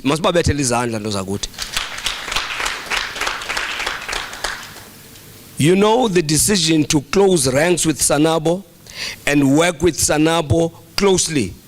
In it, there is future for our boxing. We can't begin at the professional ranks to make boxing what we wish it to be. We must start at amateur level. That memorandum of understanding that was signed between Boxing South Africa and Sanabo, with all that it entails, particularly in the area of the graduation of amateurs, from amateurs to professionals, or pardon me, open boxers, open boxing level boxers. And the truth is, without that document, or rather with that document, our boxing is enriched. Thank you very much, colleagues. Let's keep it there. Let's keep it there. Finally, colleagues, finally, I must apologize here. on behalf of the board of Boxing South Africa, in our zeal to take boxing to the next level, our contributions may have offended some. You know the statement that without intending any ill normaver, when you say there are two promoters in this country, I'm sure it has been offensive to some people, even if you do not mean it in a negative way. But we must apologize to those that have been offended by that statement. The truth of the matter is we recognize and respect all our promoters as Boxing South Africa. In fact, we recognize and respect all our licensees. And we know that they mean good, even those that cannot afford to do good now. You know, I was a promoter once, you may not know. And I was a promoter in a rural area down in Amtata. And I was not a promoter because I intended to be one. I was a promoter because I groomed boxing. Initially, I groomed them as amateurs. And I did not want them to turn professional, because I was saying, what is the point of you turning professional if there are no fights at professional level? But later on, I could see that it was difficult to keep a boxer perpetually in the amateur ranks. I took those boxers from my pocket to the professional ranks, and I continued to managing them. Because they could not get fights, I had to take money from my pocket in order to give fights to them. Somebody might have said, that's a small-time promoter. But it did wonders for those boxers. Some of them, I'm sure some of you will remember Abraham Skenjan. He went up to fight for South African title. I can count endlessly. The point I am making here is that let's recognize and respect all our humble efforts that are aimed at taking boxing to the next level. Not only for promoters, but for just all of us. There are boxers who license but cannot get fights. All those people we must recognize and respect, and it is the wish of Boxing South Africa that each and everyone who has been given an opportunity to license must fight. And we have seen, if people can take time and read the resolutions of our meetings and look at what is happening on the ground, one will see the good that is happening. I just want to beg you, licensees, to give that acting CEO and that director of operations a chance, space to take us to the level they wish to take us to.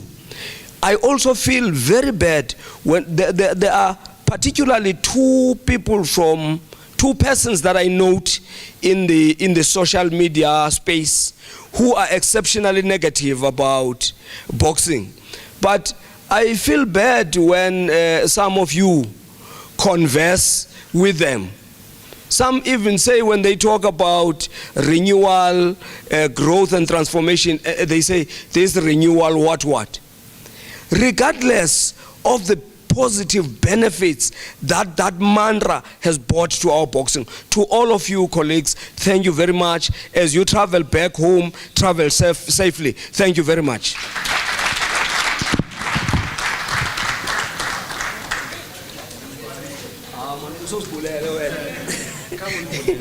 Dibulela no director man wale program director of operations Ilau. Thank you very much. Thank you, Chair. Colleagues, lunch is at Pumolong, but I would request, let us also acknowledge Mr. Suren Maharaj in the house. Chairperson, board members, there's a belt that have been procured. It's going to have just a special session outside. We are saying, promoters, please, let's make this belt popular.